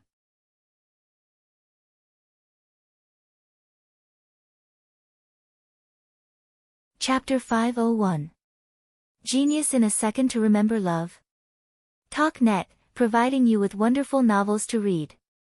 King's City of Greycastle, Garden Mansion in the Inner City. Love go little say Netco. Ever since His Highness Roland Wimbledon launched a surprise attack on the palace and destroyed the Hall of Sky Dome, Theo's status had soared. All the members of the Dove and Top Hat respected him, and the intelligence organization had truly stabilized. In addition to these core members, Theo had been able to influence the decisions of the Skeleton Fingers after more than half a year of operation, and he was also well aware of the movements of the other mouse organizations. Whether it was in the patrol team or in Blackstreet, he had bribed informants. If it was just information, they would get paid, and these people didn't care who they worked for. Currently, he was still unable to infiltrate the upper nobles. That was a place where family background and titles were important. Gold royals alone would not be of much use. However, with the help of the rat leader, who was inextricably linked to the nobles, some unimportant information would often leak into his ears. For example, the news he was hearing now. Timothy will send a team of about 500 people to block the Redwater River. Theo tapped the armrest of his chair and said, "He's really going to do that?" "Yes," Rockhill said in a muffled voice. "At least half of them are Blood Sale Association rats." Boss said it himself. Because it's a lucrative job, there was internal strife in the gang yesterday and 5 or 6 people were killed or injured. "It's indeed a lucrative job," Clown whistled. "Think about it. What can they intercept? Merchant ships. What are the consequences of violating the king's ban? Of course, they confiscate the goods and extort a large sum of money. Is there anyone better at this than the rats? Of course, the patrol team is not bad either. Love go little say Netku, since half of them are rats, I think the other half are the guards of the false king," Hillfox said calmly. This morning, someone noticed 4 hawk-headed ships at the suburban pier. Theo could not help but frown. The hawk-headed ship was a kind of river warship with a slender hull, sails, and oars. It was very fast. Below the waterline, there was a raised ram, and there were iron hooks on both sides of the ship. Once it caught up with the target, it could be tightly locked together so that the soldiers on the ship could jump over and fight. Ordinary merchant ships could not escape its pursuit. So, to sum up the intelligence, the false king plans to send a fleet of 500 people to block the Redwater River, including 4 warships and more than 200 fully armed guards. He sighed secretly. This is not good news.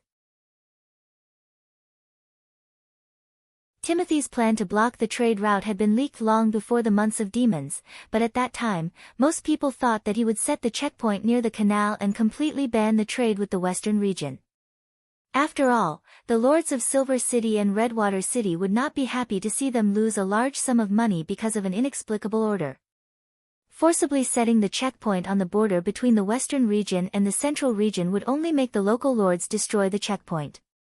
But with 4 warships, the situation was different. First of all, the other lords had almost no ability to fight on the water. Warships could freely come and go along the Redwater River, and the caravan could be intercepted at any place. Even if they wanted to do something, they would not be able to do it. Second, this reaction showed Timothy's determination to deal with the western region. He was determined to do this even if it would make him hostile to the other lords. Theo looked at Hill, who nodded at him, seeming to have also thought of this. Timothy probably won't set a fixed checkpoint, but will use the Redwater River to attack any caravan he sees. When they fight on the water, they are pirates, and when they come ashore, they are bandits. A fleet of 500 people is a nightmare for any caravan. In this way, the western region may really be cut off from supplies. "I will report this news to His Highness as soon as possible," Theo said in a low voice. Last year, Border Town had purchased a large amount of food, clothing, and ore, and now they had annexed Longsong Stronghold. In theory, the number of supplies they needed would be further increased. If their trade routes were cut off, it would inevitably be a great trouble for His Highness. Theo did not know whether he would be able to smoothly solve this thorny problem. At this moment, the sound of flapping wings came from the garden. Theo got up and pushed open the small door of the backyard. A gray falcon, like lightning, flew into the house, circled around, and landed on his shoulder. Seeing that it was a letter from the western region, the members of the circus unanimously put their hands on their chests and bowed their heads to show respect. Theo took the note and opened it, quickly scanning the contents of the secret letter. His heart fiercely jumped. Ha, ha, ha. Then he could not help but laugh. Although he knew that as an intelligence officer, he should not reveal his expression, but this news was too surprising, and he could not suppress the joy in his heart. It seems that we don't have to worry about this matter. Does His Highness already know?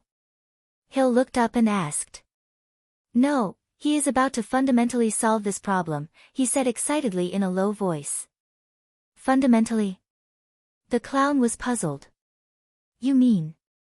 Yes, His Highness' first army has already set off, and their target is King City. Theo clenched his fists. The time to pull Timothy off the throne has come. Although he knew that His Highness would launch an operation this year, he did not expect it to be so soon. For the sake of confidentiality, His Highness had not told him the specific plan of action. Only today did he know that the offensive was actually scheduled for spring, and it just happened to be at the time of spring plowing. I have finally waited for this day. Hill took a deep breath and suddenly knelt down on one knee. What orders does His Highness have? Please tell us. The other 5 people also knelt down. For the new king. Theo's mood was also stirred up. That's right, he thought, if Timothy fell from power, Roland Wimbledon would become the only heir to the kingdom of Greycastle, he would take over the crown and be crowned king, and Theo might also leap into the upper echelons of power, climbing a new stage that he had never thought of before. As for the odds of winning this war, and whether Timothy could stop His Highness Roland, he did not even think about it. Anyone who had witnessed the Battle of the First Army would not have any doubts about the result of the spring offensive. His Highness' order is not to approach the West City Gate on the day of the siege, and at the same time, to restrain the rats from taking advantage of the chaos and restore the post-war order as soon as possible. Theo slowly read the second half of the secret letter.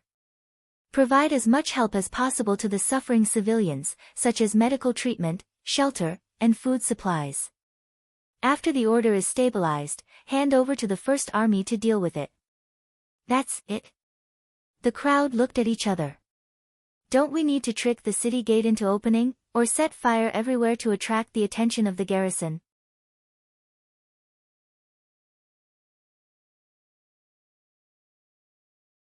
Chapter 502.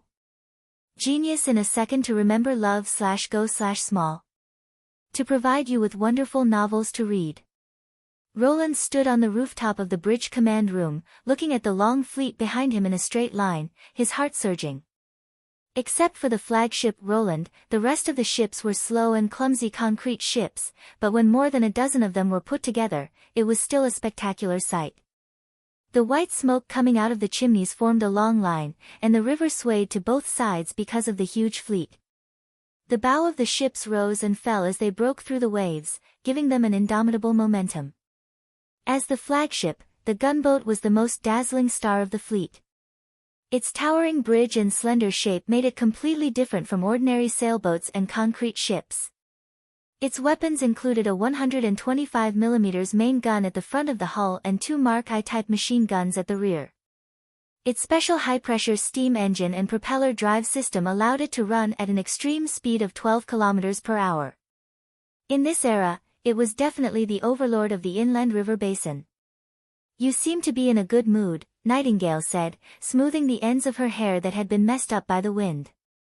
Is it because you'll be able to return to your old home soon? The palace? No, I'll never go back. He smiled and shook his head. The western region is my home. I'm just happy to be able to settle the dispute quickly. Well, half of it is a lie. Roland could not help but choke. He had almost forgotten that she could tell lies. Ahem, well, I actually feel very satisfied that I can produce so many ships in 1 month of demons. This time it's true, Nightingale blinked. But it sounds a little boastful. Love goes small say net coup, that's why I don't want to tell the truth. It's understandable. She chuckled and walked to Roland's side. Actually, I don't blame you. If it's not related to me, I won't mind even if you lie a little. Roland secretly cursed. If you don't mind, don't point it out. By the way, I haven't thanked you yet. Nightingale looked forward and whispered. Thank me for what? End the strife and pacify the kingdom of Greycastle. No matter if it's an ordinary person or a witch, they'll all be able to live happily under your rule, she said slowly. I knew you'd do it, but I didn't expect this day to come so soon. It won't be that fast. Even if we overthrow Timothy, the nobles will retaliate and struggle on their deathbed. I'm afraid it will take several years for us to completely integrate Greycastle. Roland exhaled. After all, history is always moving forward in a spiral. There is still a long way to go to achieve the ultimate goal. It's already far beyond my imagination. I was originally worried that I wouldn't be able to see this scene with my own eyes.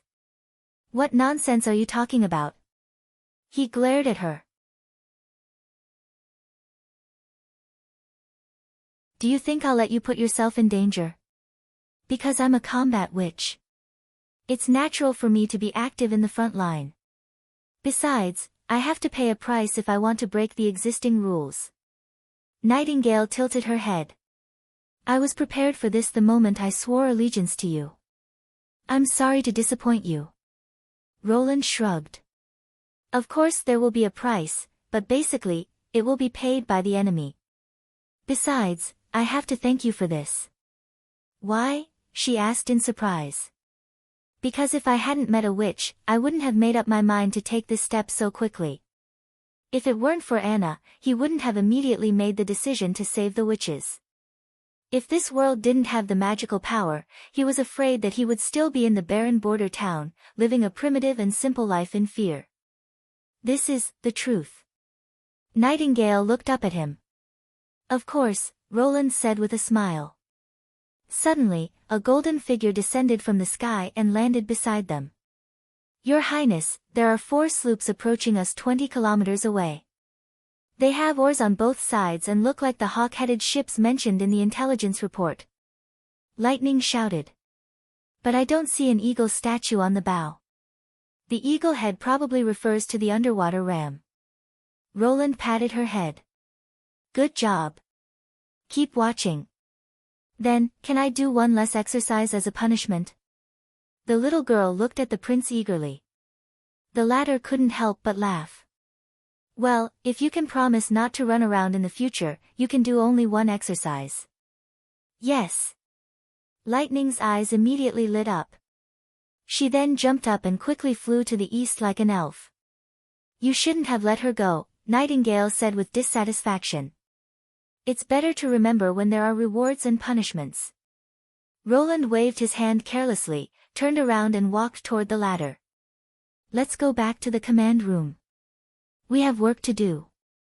In the 4-meter square command room, there was nothing but a wooden table fixed to the floor and 4 benches. Iron Axe, the commander of the 1st Army, Brian, the commander of the gun battalion, Van, the commander of the artillery battalion, and Kakuzim, the commander of the Victory, stood by the table and made a battle plan for the first water battle.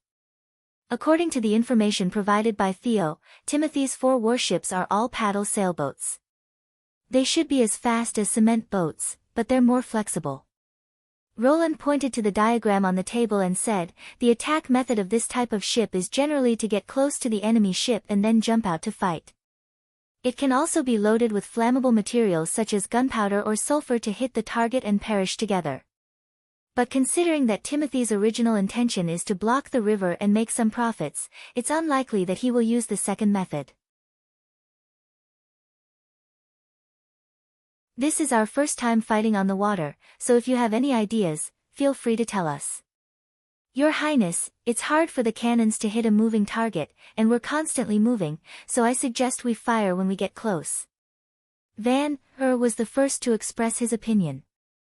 As long as we get within 50 meters, I'm sure those guys can knock over an enemy ship with every shot. But I heard that a shell not only consumes a lot of gunpowder, but also that only Miss Anna can make it. Brian shook his head and said, so it's better to wait for them to attack. If they dare to come close, we can use the heavy machine guns on both sides to shoot them full of holes. Roland looked at Kakuzim and asked, what about you? What do you think? The reason why this old man was summoned to the flagship was that he was probably the only person in Neverwinter who had experience in sea battles. According to him, he had encountered pirates more than once during his business trips. Although he was robbed every time, it was still a kind of experience. Your Highness. Kakuzim hesitated for a moment and said, in my opinion, we should just ram them. What? The other 2 people stared at him. Your ship is big and fast, and it's made of steel. I'm afraid that a wooden ship will fall apart if it's hit. Even if it doesn't fall apart, the water will still make them lose their ability to move. He looked up at everyone and said, "Of course, this is just my personal opinion." Hearing this tactic, Roland could not help but think of the poem, "Today the sky is clear and the blue waves are high, and the flag on the leading mast flutters." You're tuning in to the Blissful Bookshelf YouTube channel. We're so grateful for your support, and don't forget to subscribe to join us on this incredible journey through captivating stories. Your generosity through donations truly makes a world of difference, as it's the primary source of revenue that allows me to expand and enhance this channel for you. Thank you from the bottom of my heart for being a part of this adventure.